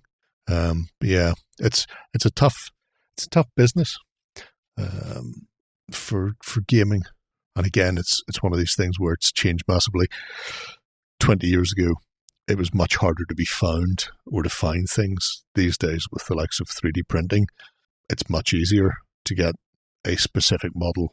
However, so many people are now doing Driders or Space Dwarves or whatever happens to be, that trying to actually make your little independent game commercially viable is probably easier than it's ever been, but harder to make the money from it. Yeah. So. Yeah. You very, very rarely, I mean, there was Trench Crusade that's made an absolute fortune on its STLs, and people are very excited, but that has an incredible kind of pedigree behind it. And, if you're trying to make your own little game, in a way, it's easier now because technology means you could learn how to do sculpting, using a computer, and you could do it all yourself. But the chances of actually making any money off of it, and I think probably the pool of gamers in the world has probably never been bigger. I think we're also weighed down massively with all the games we already have. Like the Kickstarters we backed 5 years ago that we haven't opened, and yes, there's so much competition out there. I think it would be really, really hard to make a new Mantic or something like that if Mantic wasn't already established. If that makes sense. Yeah. Oh, 100%. It's a strange state of affairs. Trench Crusade's a prime example of partly design aesthetic and partly name, because before it became a game, it was a couple of designers had come up with really intriguing looking artwork and a premise. I can see that. They made one miniature, that gangly looking thing with the Lewis gun over the shoulder, and that became sort of a painter's piece, a collector's piece. People were going, that would make a great miniature, and they did that. And then they got Thomas Piernan in, who had written Mordheim for Games Workshop, and Mordheim has got so much cachet with the name and with people's remembering of the game that I think that's pushed Trench Crusade on. So, but it came in waves, from concept to model to finally having a game attached, and then launching the Kickstarter. So again, it's something, if you're not already sitting with a big name behind you or a second job, it can be very difficult. Yeah, absolutely. And Jerry, so we mentioned War Games Atlantic, so I find myself on their website just having a little look. And one of the things, I've seen this before, is called This Quars War, Clash of Rifles. And I think, this looks so interesting. Scroll down. Phenomenal. 2 videos from on tabletop. It looks really cool. Well, first, I'll say 2 things. First off, War Games Atlantic are a partner to On Tabletop, so we get their boxes through to review. And the second thing is Hudson, the guy who owns War Games Atlantic. He puts all of my videos on there. He says, my dad doesn't know what you do. Hudson's older than me. My dad doesn't really understand what we do. However, he listens to all of your reviews of the boxes. And at one point he was going, I've been through our catalogue and realised there were some boxes you haven't reviewed. I'm going to get them sent out to you. But yeah, this Quars War it's fascinating. There's a guy called Joshua Qualiteri, I want to say. That's possibly not how you pronounce his surname. He is a designer as far as art goes. And when he was a kid, he came up with the idea of the Quar, and they are, for all intents and purposes, World War I anteaters. That's the idea. This is the initial sketches he did whenever he was like an early teenager. He then went off to school, to uni, got a job in Pixar, worked on various animations, and then at some point discovered some of his old drawings of the Quar and went back, started designing a computer game, which may or may not have been released for something like the PlayStation. So there is, on YouTube, you can find some PS rendered sort of graphics of Quar running about and shooting things. And then he started making his own miniatures, so he would hand sculpt them and then cast them in metal. And it's a whole world where the Quar have essentially had a sort of standard European history, various nations rising, royalty, all the rest of it, and then a group got together who are essentially communists. They're called the Crusaders. They look at it and go, why are we all slaving away for some bloke in a fancy suit sitting in a castle? And then since that point, the Quar have been fighting, so these factions are kicking off.